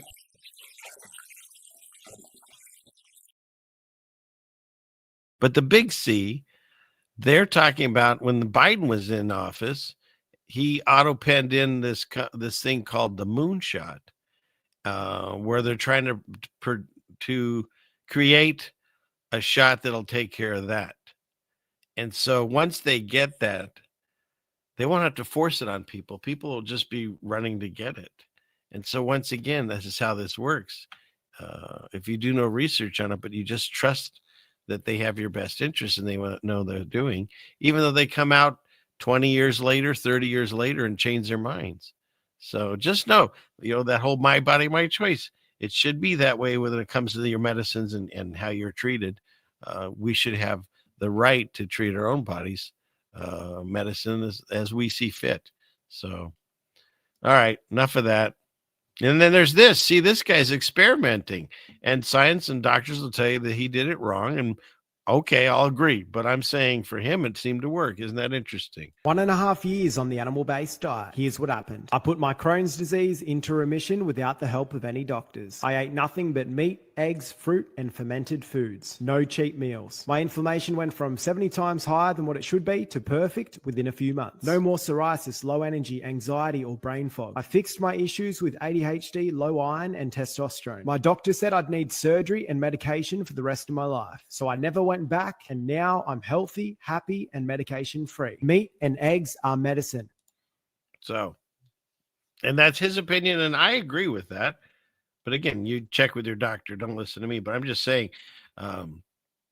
there is something to be said, and I respect everyone's decision if they eat meat or not. But just I believe we need some type of protein in our system to function properly. That's just my idea. I'm not here to argue that whole discussion, but I find it fascinating. There's stories like this, gentleman, that it seems to help. And the food pyramid that they taught us in school was always grains and carbs and stuff was the most. And meat and eggs and cheese was very little. And yet it's probably upside down like everything else in this world. So, and what's left? I like this one. Turns out the fastest way to calm down under conditions of stress is not to engage in self-talk, like I'm going to try and calm down. That doesn't generally work, right? It doesn't work if you tell your significant other to calm down either. Just so you know, that doesn't work either. The fastest way is to use your physiology to lower what's called your level of autonomic arousal, aka stress. And it turns out that there's a very specific pattern of breathing that you do unconsciously in your sleep. A dog does right before it goes down for sleep, in which you do a double inhale to maximally inflate your lungs, and then you exhale all of that air. So it essentially looks like this, and this is not extensive breath work. It takes about 5 seconds. You guys, we can all do it if you want. Ready? You go.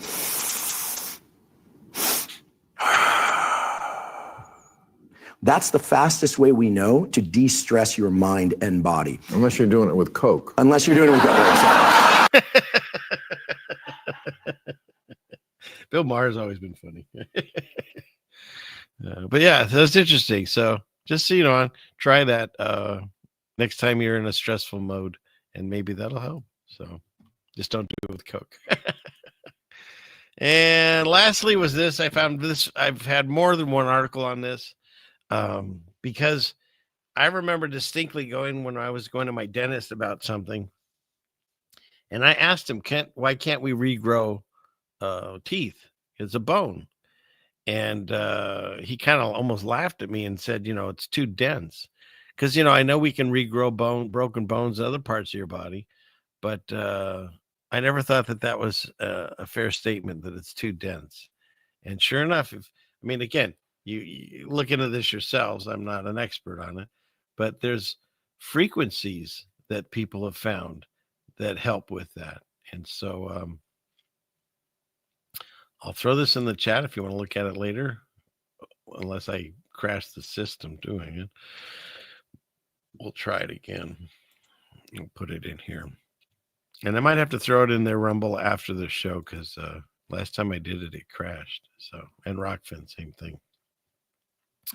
But yeah, so I thought that was interesting that there's frequencies, because that's how this all works. You realize this is all frequencies, and electricity and all that. So we get rid of that. Because if you believe in science, it's all atoms, molecules, and the way that they are connected through frequencies and different, however it's put together. That's what causes these things to work. I don't know what I'm saying here, but in fact, I think I had something on that. What is that? Is it this one? One of these. It's not that one. It's not that one. We'll find it here. Where is it? Maybe I'm on the wrong button. Let's try this one. It's in here somewhere, I bet. Yeah, here it is. I'll go with that one. Clickety click here.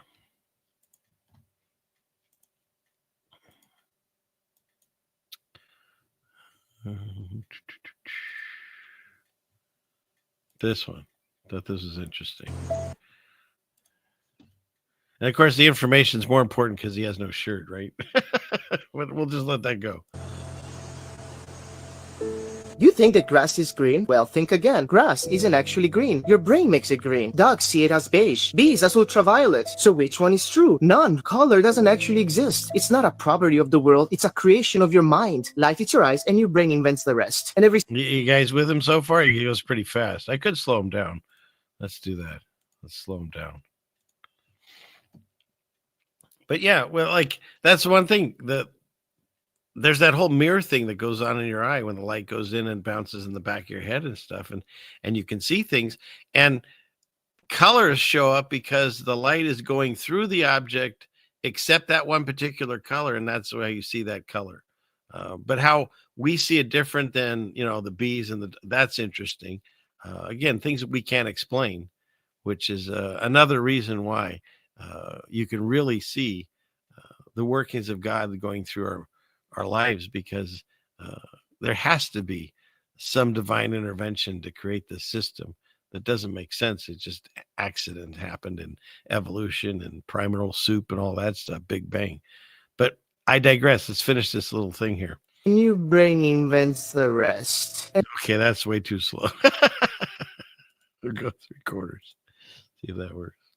The world, it's a creation of your mind. Light hits your eyes and your brain invents the rest. And every species just translates light differently because their eyes are built differently. But it's all just perception, not truth. Now, the floor under you, it feels solid, right? But if we zoom in deep enough, way past its atoms, it's mostly empty space. So why don't you fall to the ground you're standing on? And that's because what you're feeling isn't physical, it's electrical. Your weight presses against the floor, pushing atoms against each other. Then their electrical fields repel, and that force is what we call solid. That's kind of like the magnet idea, I guess, right? So you aren't really touching anything. It just feels of energy interacting with more energy. But let's take it even further. Every single thing you experience is just electrical signals in your brain. Your brain doesn't even see the world. It's locked inside your skull in complete darkness. It's never seen light, never touched a thing. It's only processing electrical signals and guessing what's out there. So reality is nothing more but a high-resolution hallucination created by your mind. Remember when Neo realized the Matrix wasn't real? That's where you are right now. Everything you ever touched, seen, believed was just your brain interpreting energy, a simulation created by your mind. So that's pretty cool. Interesting. But who knows? I just like hearing other people's opinions and things. I know where I live. I live on God's green earth, and I know he created all the plants and the animals, and I get that. But at the same time, some of what he's saying is actual science. When someone touches you, like on your hand or your arm or something like this, you're not feeling it there. You're feeling it because there's sensors that go up into your brain, and they're saying they feel it there. And it's the same thing. Like you said, your actual brain has not been outside to see any of this. It's getting all the information from what you're doing. So there is an aspect to this. I'm not saying I live in a complete, psyop matrix world, but on some levels we do. And that's the way I feel anyways. So, okay. So let's kill that. And let's see. We can finish up with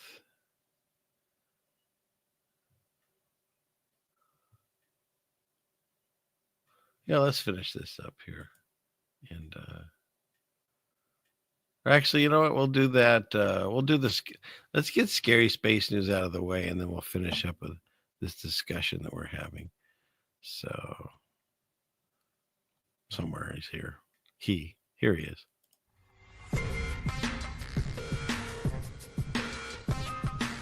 This week in Scary Space News.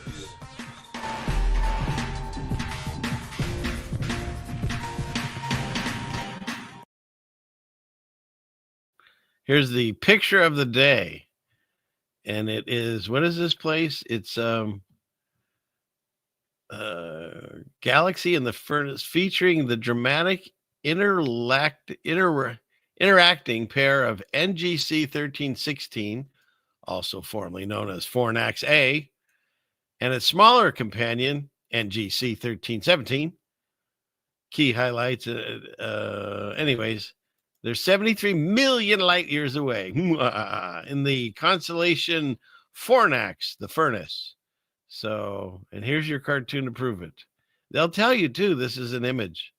It's possibly it was just coded letters or numbers and they just made it, they just draw it. Provably so. So there's that.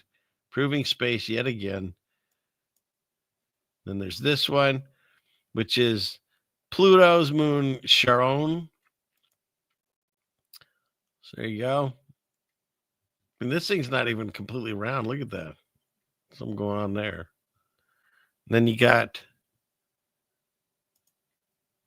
what's this one?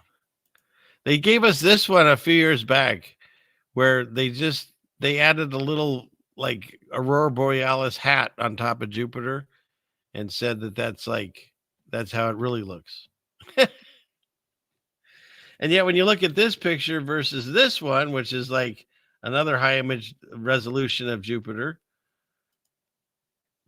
that doesn't look anything close to this to me. They can't even get their planets with their little excited hats straight. Anyways, these are all actual quote unquote footages of space, the final frontier. These are the voyages of, we're locked up. There we go. How about this one? They keep talking about sombreros and Trump was trolling people with sombreros. Did you know that there's actually the sombrero galaxy?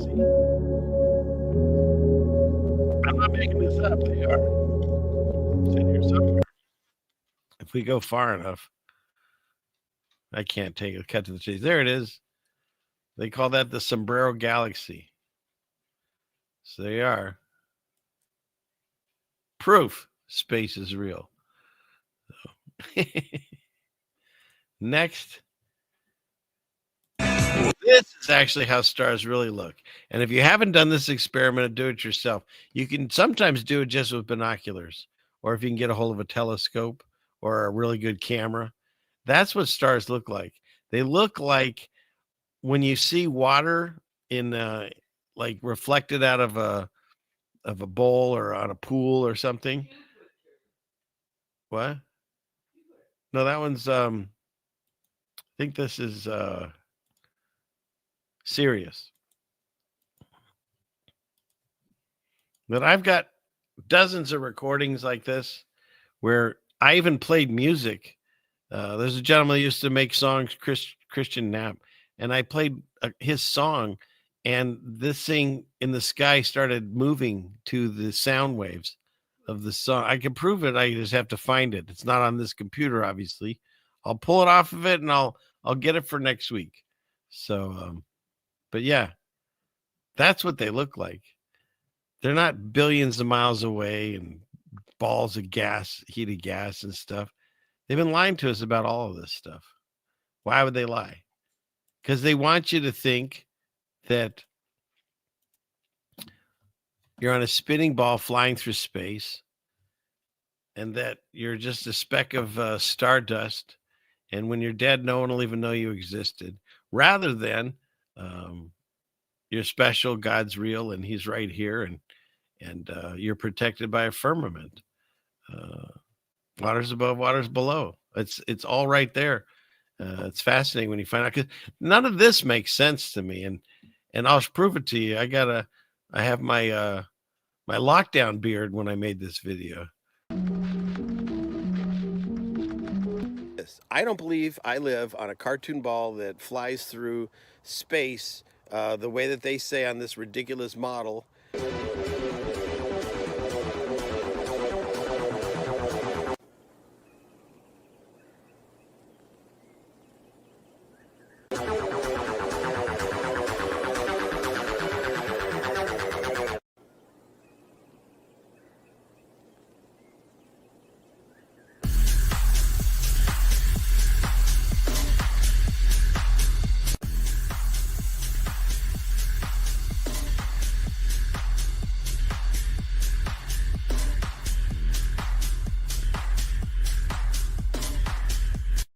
We need to all realize that we've been lied to.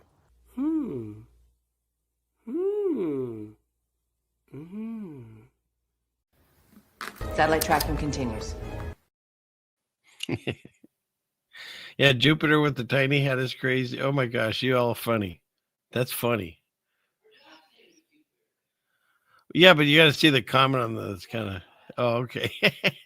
Jupiter, you're funny. That gets okay. That actually deserves.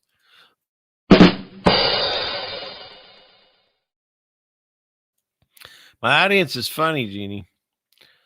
So, all right. What else is we doing here? Yeah, they're always just making up random stuff. Yes. So. Did you tell him we have a dog named Jupiter? No, I didn't tell him that. Want me to? We have a dog named Jupiter. You do? Oh, you like my Unabomber look? Oh, here. I guess you can put some in here too. Okay. Thank you, my love. You're the best. That's plenty. Fantastic. Now we can keep finishing the show.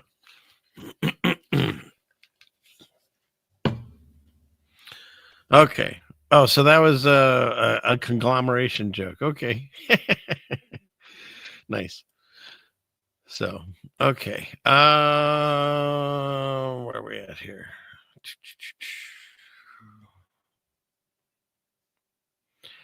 And as far as that, I have, excuse me, I have filmed the moon various occasions, but here's what I will say, that there's a, here, I'll bring this up. I'll find it here. Let me look at this real quick. Let's see. Tycho Crater. Okay. And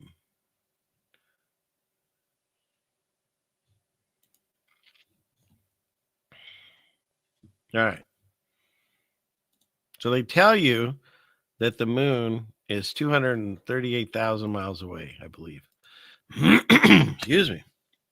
Need some coffee. Used to do these shows with beers, and by the end of the show, I was having trouble, so I switched to coffee. So, clickety click here. So there you go. And that's the other thing. We only see one side of the moon our entire life. We're supposed to be spinning and twisting and all that stuff. And our planet, Earth, is supposed to be turning around. We should be seeing different sides of stars. We should not see the same stars all the time. And we should be seeing more than one side of the moon. But they take them. No, it's not Irish coffee. It's just black coffee. They take the moon and they tell you, oh, but it's spinning at a specific alternate thing to make it look like we only see one side. I mean, they're science and math and shut up. They really don't explain it well. But the fact that you can see Tycho Crater which I believe is 53 miles across. 53 miles. And for those of us on the other side of the countries is 85 kilometers. With your naked eye. It is a naked eye object. You can see it without any kind of magnification, specifically, especially on nights like last night, we had the supermoon, which they say because of atmosphere reflections, it just looks bigger. It doesn't mean it's closer. It's all nonsense. The fact that my eyes can see something 53 miles across, 238,000 miles away, it makes no logical sense. And I don't care what you want to tell me about atmosphere and whatever. It makes no logical sense. You cannot see anything else with your eye that far away. You can't even see an airplane when it's up that, high and like a 747. You can't really see it, but this you can see perfectly. What? Maybe. But what I know is this. The fact that you can see that tells me it's not as they say. They say it's 238,000 miles away, and the sun is 93 million miles away. And they just happen to then, because of their difference in sizes and their difference in distance, they line up perfectly to make an eclipse, which is basically scientifically impossible. But no, not according to this science. They want to tell you it is. What makes more sense to me is, what if the moon is in the firmament, as God says, and the sun, that's why they look the same size, and they're 33, you like the number, miles away? That makes more sense to me, especially on supermoon nights when you can see it like that. So that's my idea and theory on the moon. Can I prove any of it? No, but nobody else can either. So we're never going up there. Even Space Force. What another joke. They've never left the ground. They call themselves Space Force. It's just another waste of our money, brought to you by the government. So, all right. What's next? Let's finish up on this. This is interesting, too, for people that use Snapchat, because I know that's a real popular one. Snapchat turned on a switch that most people don't know about. And I verified it. It was there. And so you need to go in and double check your Snapchat in your settings, because basically for showing me this. So there is now a feature in your settings that will allow Snapchat to go through your saved things essentially and take your voice, take your image, and allow them to make AI things of you. What you want to do is go to your... So I don't know if you could hear, but Snapchat is now taking your voice, your pictures, your video, whatever, with your consent, of course, but even if you don't know you did it, and using it to create whatever they want with AI. So they can basically make you or I or anyone say whatever they want, do whatever they want. So you go into the settings of Snapchat, my privacy and data, or data, whatever you choose, and then find generative AI settings, and then you'll find the allow of public use content, and it's been switched on, and you just have to turn it off. As soon as I turned mine off, I took my little brother's Snapchat and I turned it off for him as well. So if you know people that are doing Snapchat, just let them know that that's there, and I would say turn it off. So, and that PSA is only for people that use Snapchat. I understand a lot of people don't. I don't personally, but I know people that do. So that's all that.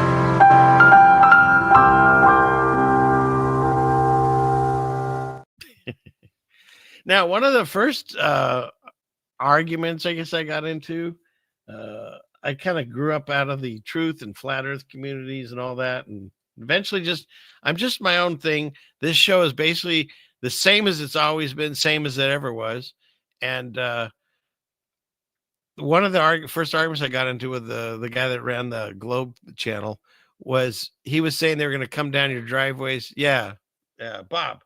He was saying they're going to come down the driveway and grab you and inject you. And I said, they're never going to do that. And that was like the first kind of big argument I got. Not argument, but And I've always said this, you've got all these influencers, however you want to call them, that have always said that eventually they're going to shut down the internet and power grid and all that. And maybe, but if the control device that they're using, and you can look it up if you're not familiar with it, look up the patent to the television.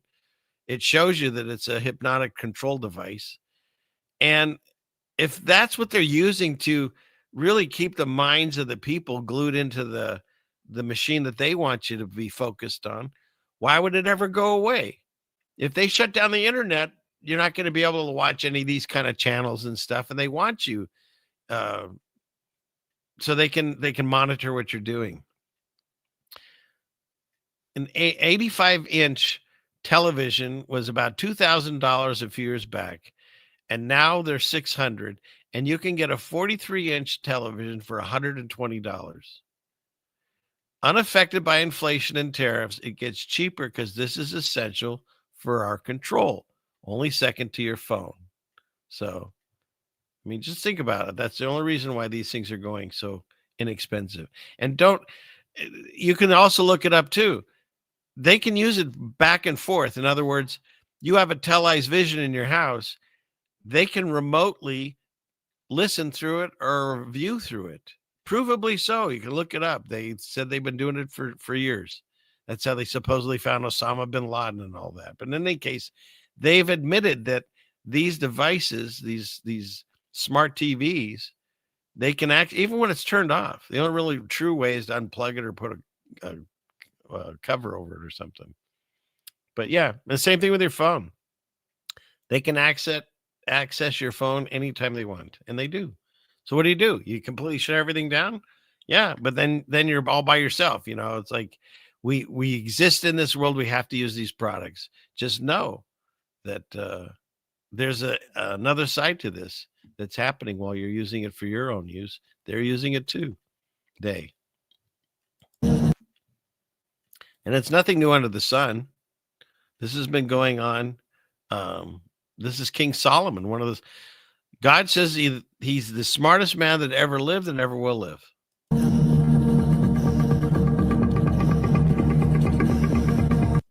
The music. These are sigils. Sigils. And you can look at the King Solomon, and he had all these different things. And these are also used in like electrical charts and computer boards. And so when people tell you that, you know, demonic entities come through like AI and through these phones, the black scrying mirror phone, there's some basis behind it. You know, all the archangels that have the end with EL, like EL electricity, like they tell you that's what it is. There's no the coincidence that they're building all these things and they look like they're putting up computer chip boards or whatever in their cities, but they mimic it. Like that new thing they're building in Texas that they put $500 billion into to create the what is it that AI system out there, Skynet or whatever, and it looks just like a computer board.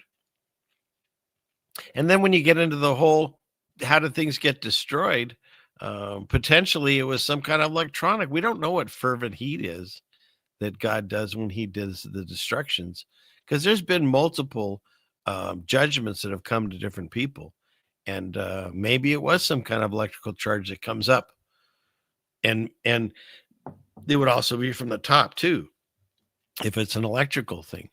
But they don't discuss exactly how it works, and we'll never know. Read the book of Job. You know, you can sit here and you can pontificate all you want because you think you're a smart YouTube person or whatever, but none of us really know how it happened. All we can do is look at the residue of some event that happened and know that there's nothing known to man that could cause it.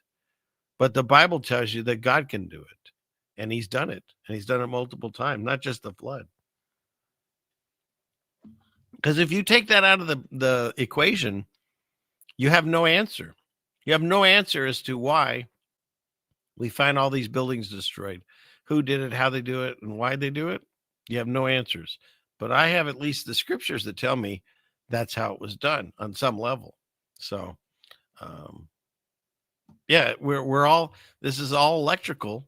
That's how, they tell us atoms work, which is also kind of a bastardization of the word atom, because science has to take God out of the picture. That's part of their job. And then if you talk about it, you're anti-science and you're stupid. I'm not anti-science. I'm just anti-bull crap. Where is it? They take him away. There he is. Bullshit. That's what I'm anti. Don't tell me it's raining. You can see that they're lying to you. And so here's another lie, is this whole crypto market. And this story I had to double check. So the Bank of Kazakhstan is establishing a crypto portfolio, and they're setting aside $300 million from its gold and foreign exchange to invest in crypto. I had a discussion with my son about it. I mean, think about how this went down. So you're alive and you have precious metals, and then they decide they want to get they want to keep the metals for the government, so they create fiat currency, but they put it as the gold standard. So you could exchange these pieces of paper for gold or silver, whatever. And then, in what was it, in the 30s, they confiscated all the gold. They paid people $20 an ounce, and then as soon as they got it, they changed it to like $30 an ounce. And so they've constantly been like trying to reset this system. And then, of course, you get to the years of Nixon, and what does he do? We can't print enough money because we don't have enough gold. So we take it off of the gold standard. So now they can print an unlimited amount of money. And so that's the system that we find ourselves now, right? Where's my gal? And so here we are. But wait, now they're moving on to, we don't want to even print the paper anymore.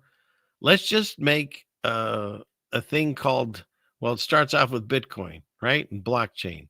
And it's made by Hitachi Samoto or something like that, which is a made-up person. It's an anagram of a bunch of companies. And nobody knows how it started. He has 21 million Bitcoins. Apparently, that's all that'll ever be mined or on the market. And that's what keeps its value. Look, I understand that the fiat currency, since it's not on the gold standard, has no value, right? It's just a piece of paper or linen. But at least you can hold it in your hand and you can use it to buy things and other people accept it and understand it. And the same thing with precious metals. I mean, there's benefits to the precious metals besides just their name. Cadillac converters with gold and silver, they're both very useful electronics and so forth. So there's value to them in that way too. But you can hold it in your hand. You can pay for things, or you can exchange it. It's valued. When you deal with cryptocurrency, the currency of the dead, I say, there's nothing there. There's nothing. You can't prove it. Well, you could say, okay, my bank account's the same thing. You see numbers on a screen. But with crypto, there's nothing backing it. There's no value behind it. And whatever Bitcoin does, because that's the flagship, and that's the one everyone watches. That's the one where they want to keep beating the drum. If you'd only bought 100 of these back in this day, you'd be a billionaire, whatever. That's just the carrot on the stick they want people to keep following. Because no one, at least regular people, can't afford Bitcoin. It's just elites at this point, where they like 90,000 a coin at this point. So they buy all the other altcoins. Well, when Bitcoin goes down 20%, the altcoins will go down like 50 or so. And don't forget this. In order to prove that you have anything in Bitcoin, you have to have two things. You have to have power and the internet. And if you don't have both of those things, you can't access your money. At least in a bank, you could physically go to the bank or under the mattress or wherever you have it. But Bitcoin and crypto don't exist. They're created. And the other thing is like the stock market, when people could buy stocks, they would buy it in certain hours when it was open and closed. And then the big companies could always now buy it earlier or later. When you deal with cryptocurrencies, it's on all the time, 24/7. So you could go to bed and have all this money and the next day wake up and there's nothing there. So it really is a way to like control this new generation, to just get them fixated on money and assets. And so the whole idea that Kazakhstan is now going to take physical gold and buy air, it's just fascinating to me that you can see the beast system being created right in front of us. It's happening in front of our eyes. We're living in the most amazing times, but that's what's happening right now. And so the next reset, they got us off of the gold. They want to get us off the fiat currency, and they want to make it all digital. And at that point, if they connect the social credit score as well, at least myself speaking, I'm screwed. So, and we could go over this, but yeah, they every time there was discussion of central banks, apparently, allegedly, if Abraham Lincoln was true, he tried to get out of the central banks, and we know what happened there. And William McKinley, they say the same thing. And then, of course, you fast forward to these guys that got on the Titanic, except for, I think, J.P. Morgan. And then you got Huey Long. And it's just on and on and on. People try to get us off of the central bank system, and they end up no bueno, right? And so you fast forward until, the last, few countries that aren't on central banking, like Afghanistan and Iraq, and then things happen, and, we bring democracy. Same thing with Gaddafi.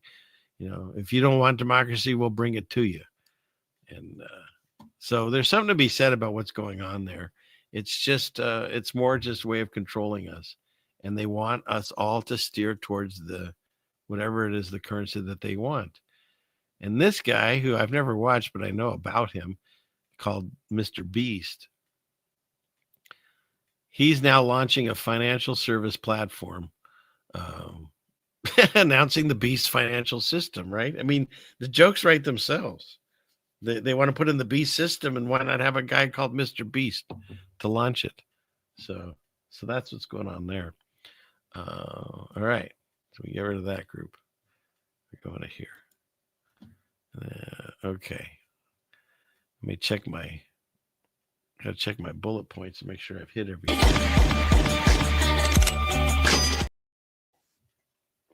Let's see.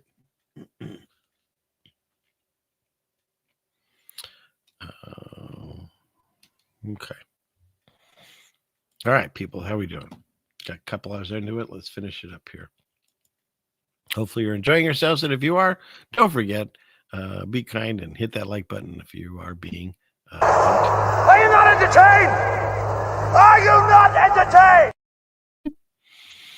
And if you're not being entertained, No, thank you. have people that watch just to hate, but that's the way it is. So, but they're still having fun too. Okay. Wait, you just got here, Colleen? Wow, that is really... Usually the only person that's this tardy is Daryl Davis, but here you get a late show. I don't feel tardy. I don't feel tardy. All right. And they're invoking Valhalla, Jeannie. All right, you asked for it. You got a Valhalla. No, I won't make the power go out. I have got on my side. You ask for Valhalla, you get Valhalla. Lastly, to my friend Charlie Kirk. Rest now, brother. We have the watch. And I'll see you in Valhalla.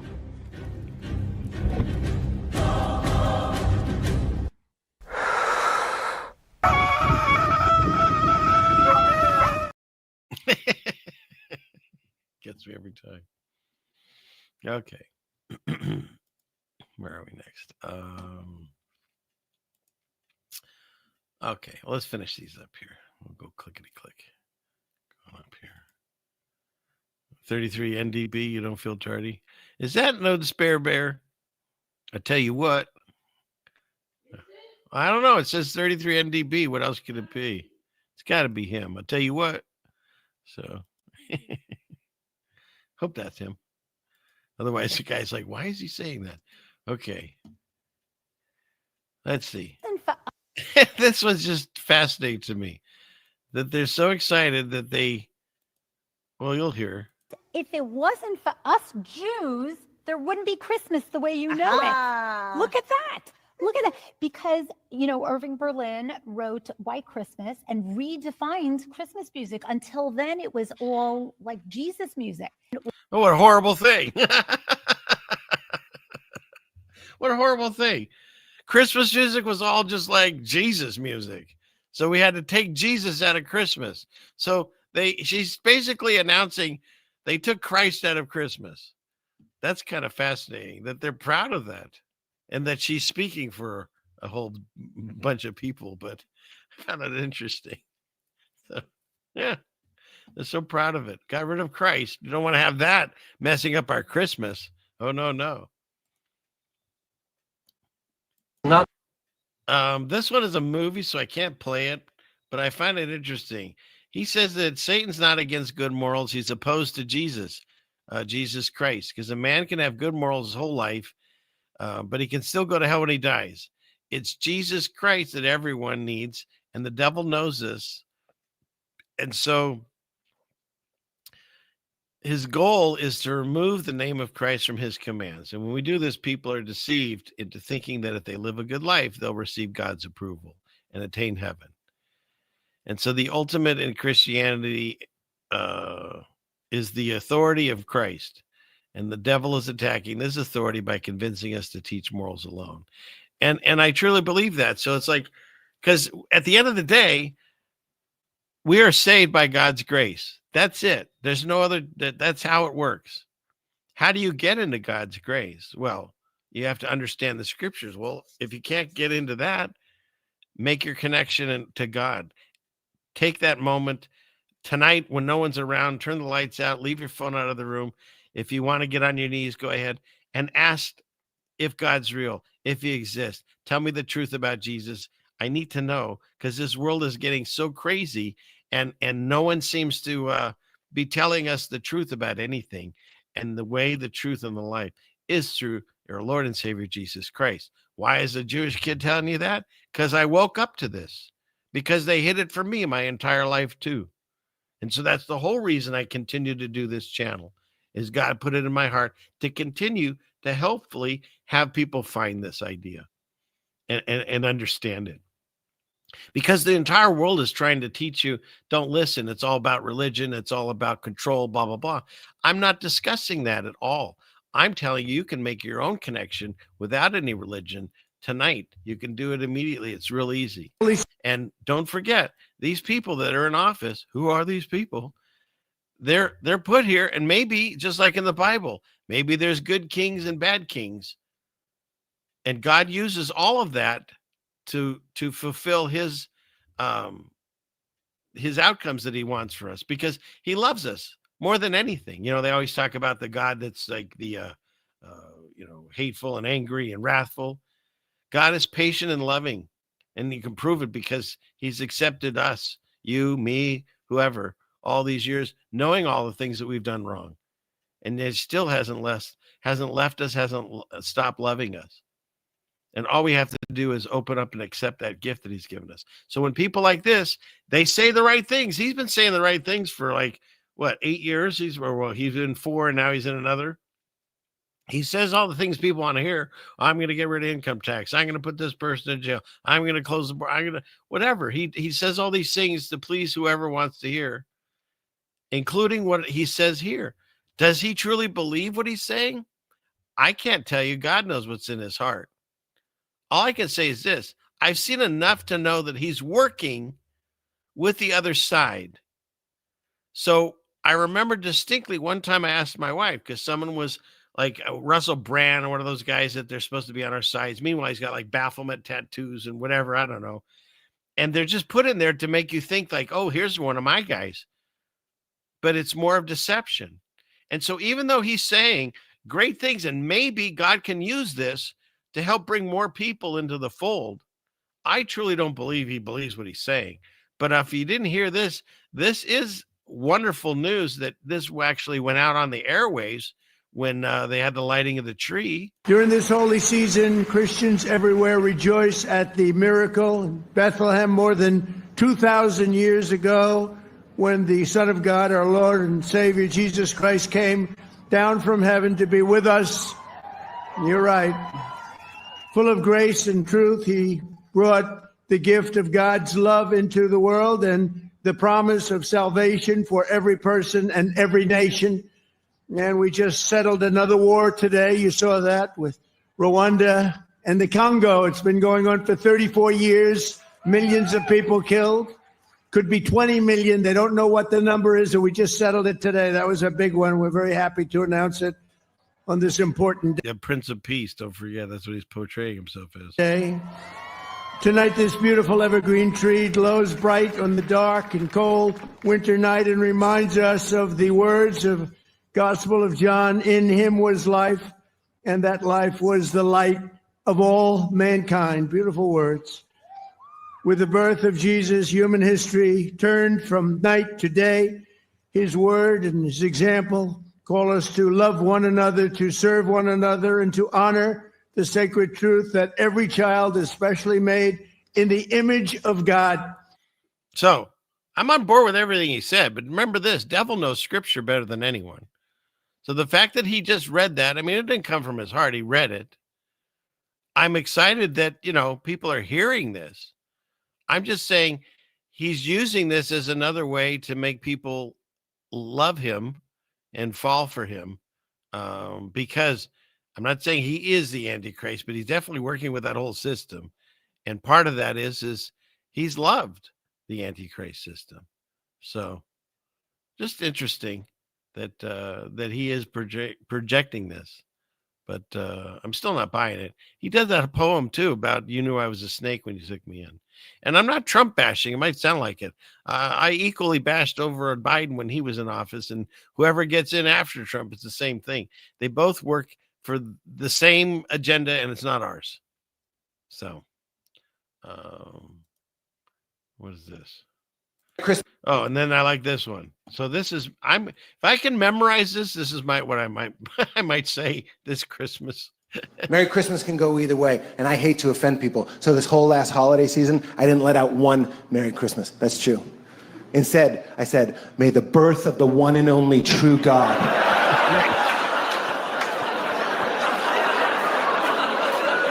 Jesus Christ bestow a blessing of grace and peace upon your household, to the belittlement of every other false religion. So that's pretty good. But yeah, maybe we'll try that this year.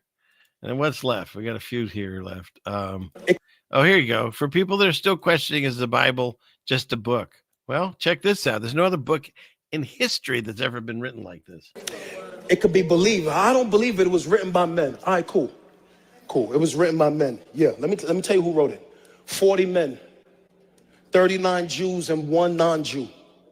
They lived over a period of 1,500 years. That means some of them was born before the others died, and some died before the others was born.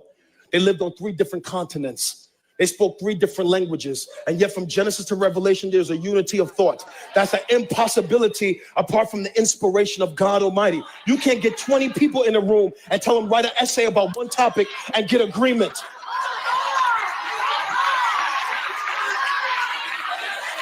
True.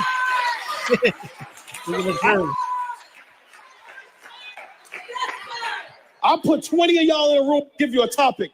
Let's write about marriage. We're not gonna get agreement. Let's write about singleness. We ain't gonna get agreement. Let's write about the market. We ain't gonna get agreement. I'll put 20 y'all in a room and give you one topic. You can't get agreement. 1,500 years, 40 men, 3 continents, 3 languages, complete agreement. All right. And then, well, someone's here, but I'm locked here. Hang on a second. Something's going on. StreamYard's having this issue again. Let's see. I'm locked out, hon. Hang on. Of all the times do you have her ready? Something's going funky on this. Well, hang on to her. We have a special visitor here. If I can access my StreamYard again. So I'm telling you, it's not me. It's not the computer. It's not. Oh, I'm not even talking to anyone. Shoot.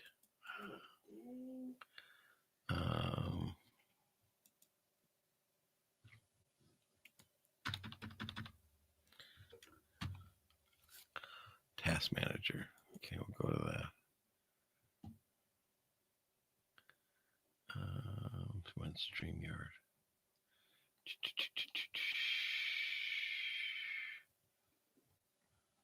That's so weird. Can't even. Is it? I don't know. I can't even find StreamYard to shut it down.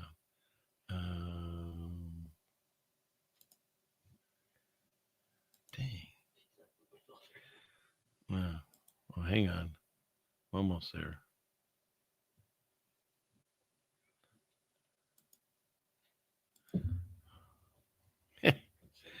Am I here?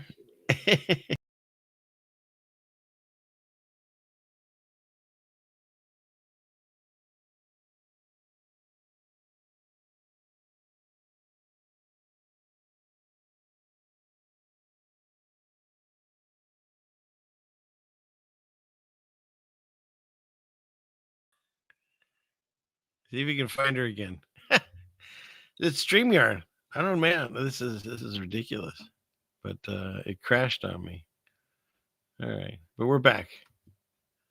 So she'll see if she can find Sarah again. But and if anybody wants that little clip I just played, I'll put it in the chat. I definitely won't play it again. So okay. She's pissed off, but she's back. I can hear her. Where are you? Meow. Get him, Sarah. Get them all. You get them? Get that one over there. That's our kitty. Hi, Sarah. You gotten so big. For those you don't know, she started on this show a few years back.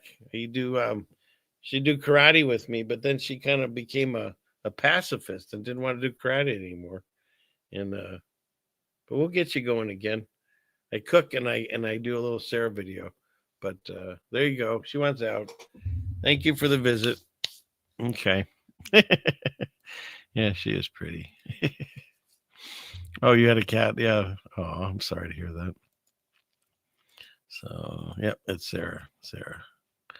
All right. Okay. Where are we back? Yes, I'm back. Hooray. Okay. Let's see. She did. She's really good at trying. Was that Algo that said that? She's there to steal everyone's soul. Okay. So let's see. We covered that. We have just a couple more here.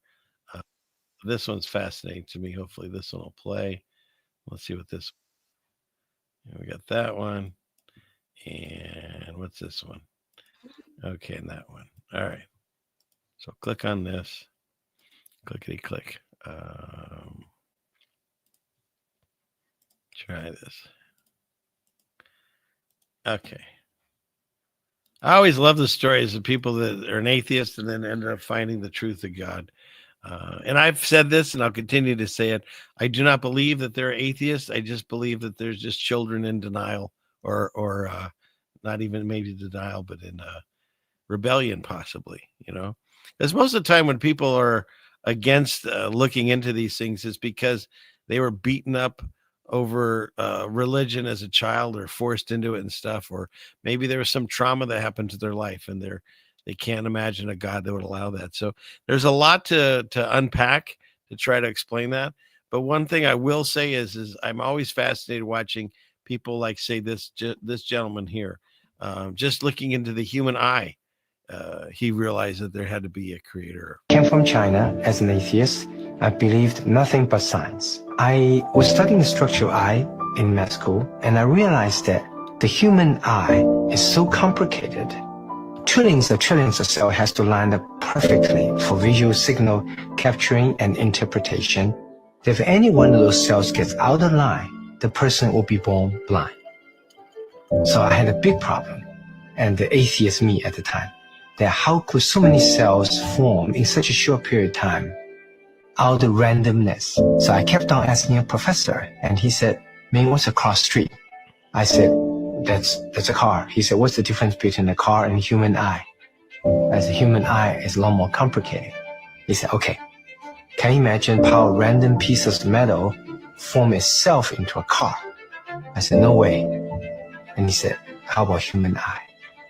So right there, he opened a window in my life, making me realize that it was formed with a specific purpose for vision. So there's a designer, a creator behind that.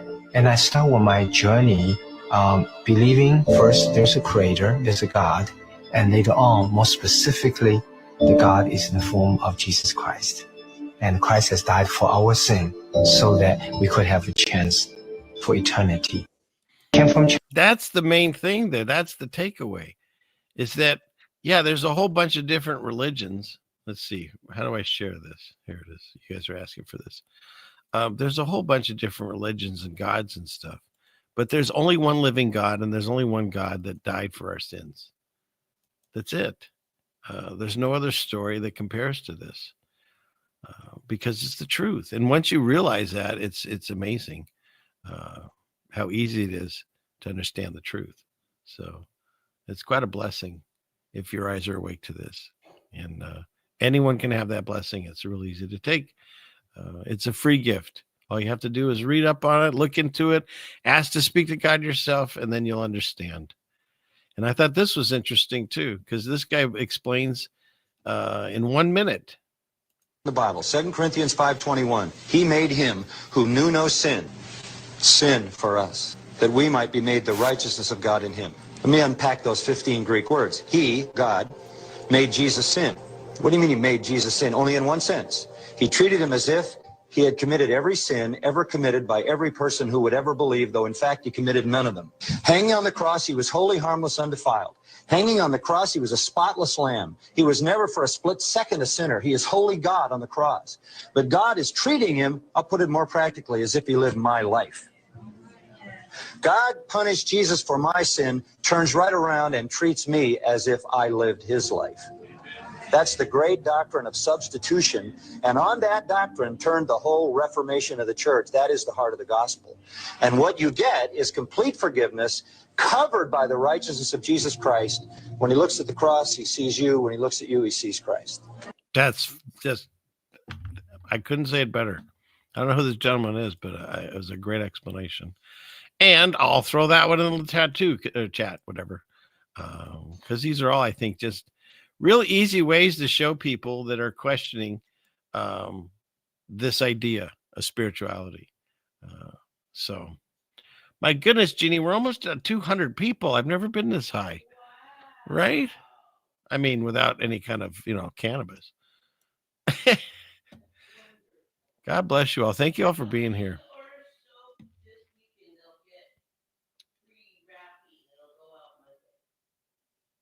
If you order soap, you'll get free gift wrap. Okay. Okay. It could go out Monday. I guess she filled in a lot of her soap in the store if you're interested. All right. This one's good because people ask about the Trinity. I like this one. How do you explain the Trinity to a non-believer? Muslims often ask, how can God, Jesus, and the Holy Spirit be one? So do Christians worship one God or three gods? The Bible says in Genesis 1:26, let us make man in our image. Who's God talking to? There was no angel creating, no prophet, no other God. It was him, Father, Son, and Holy Spirit, three in one. One God, three persons. Jesus said in Matthew 28:19, baptize them in the name of the Father, Son, and Holy Spirit, not names, one name. Why would Jesus command us to be baptized in the name of anyone who wasn't God? I don't like to use the boiled egg as an example, the yolk, the whites, and the shell, because how can you really compare God to an egg? But I can compare God to those who are made in his image, and the Bible says that God created us in his image. If we're made in his image, ask yourself this: do you have a body? Yes. Do you have a soul? Yes. Do you have a spirit? Yeah. Are they different? Yes. Do they do different things? Yes. But are they still you? Absolutely. 3 parts, 1 being. That's how God made you, because that's how God is. Let me make this even clearer. Look at the sun. The sun itself is one big ball of fire. The Father, the source, the light that you see, that's the sun, the visible image. The heat that you feel, that's the Holy Spirit, the power and the presence. 1 Son, 3 expressions, 1 God, perfectly revealed as Father, Son, and Holy Spirit. And again, another one I think is just a great, like easy explanation for people that are potentially still questioning or struggling with this idea. I'm not here to convince anyone. I'm not here to convert anyone. I'm just here to present the evidence that I've come across, and then what you do with that information, that's on you.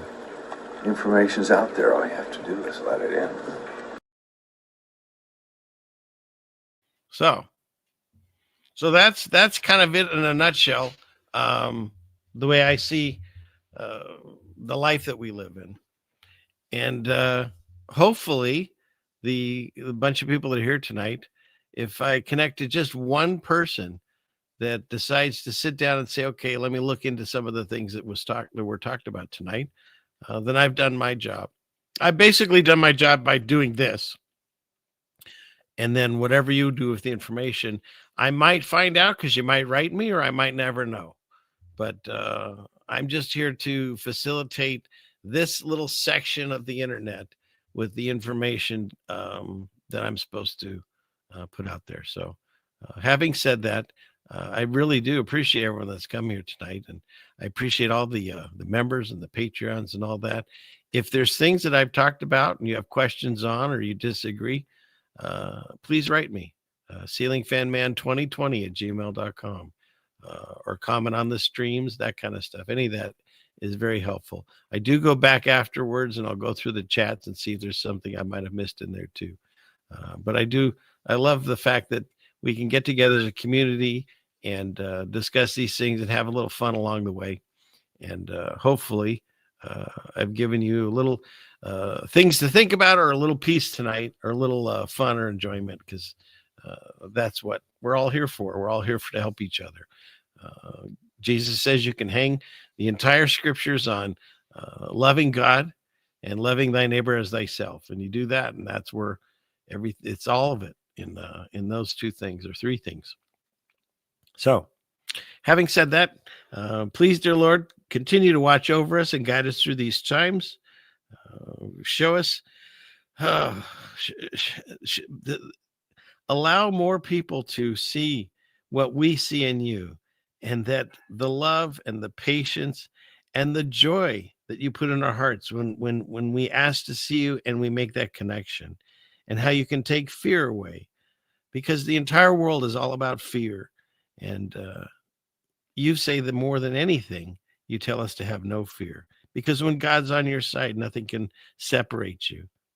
All we can do is walk away from you. And so please, Lord, we ask that you continue to guide us through these times, and you give us the same patience that you have, and give us the same love and joy in your hearts that you have, so that we can wait for the others, that our loved ones, our family, our friends, that aren't seeing it the way that I'm presenting tonight. Because they're all of our loved ones, our brothers or sisters. They're all part of us, and they're all part of you. And we want everyone to come home and to have the eternity that is promised to us. And all we have to do is accept that free gift that you've given us. And I thank you for all of my blessings. And I thank you for this gathering that you have, and anybody that's showing up later to watch this. Thank you, Lord, from the bottom of my heart, that we can do this, and you allow me to be able to present this to more and more people. And may we all grow together in Jesus' name. And may we all find the comfort and the healing that we're looking for in Jesus' name. Amen. Okay.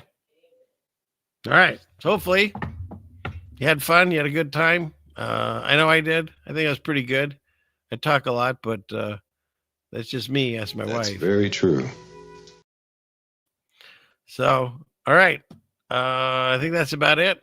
Thank you again for being here, everyone that's here tonight. And God willing, let's do this again real soon. Same bad time, same bad channel next Friday night. And if you're new here, thank you for coming. And if you've been here a while, thank you for keep coming back. So with that, you get this, he says, with a knife in his leg. Class is dismissed. All right. So that's it. Thank you again, everyone. Thank you for all the patrons and members and everything and all the wonderful cards and letters and things that you send. I appreciate it all and can't do it without you all. So thank you for being here. God bless you all. Have a wonderful weekend. Good night. I'm the satellite.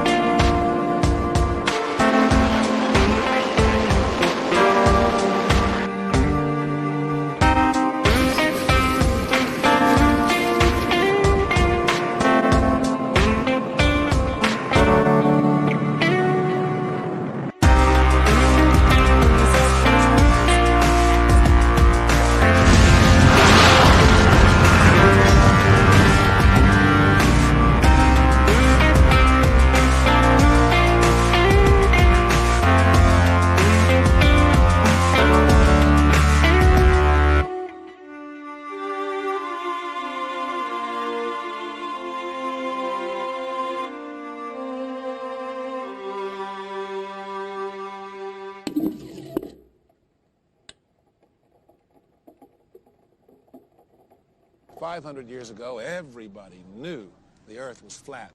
Satellite transfer complete.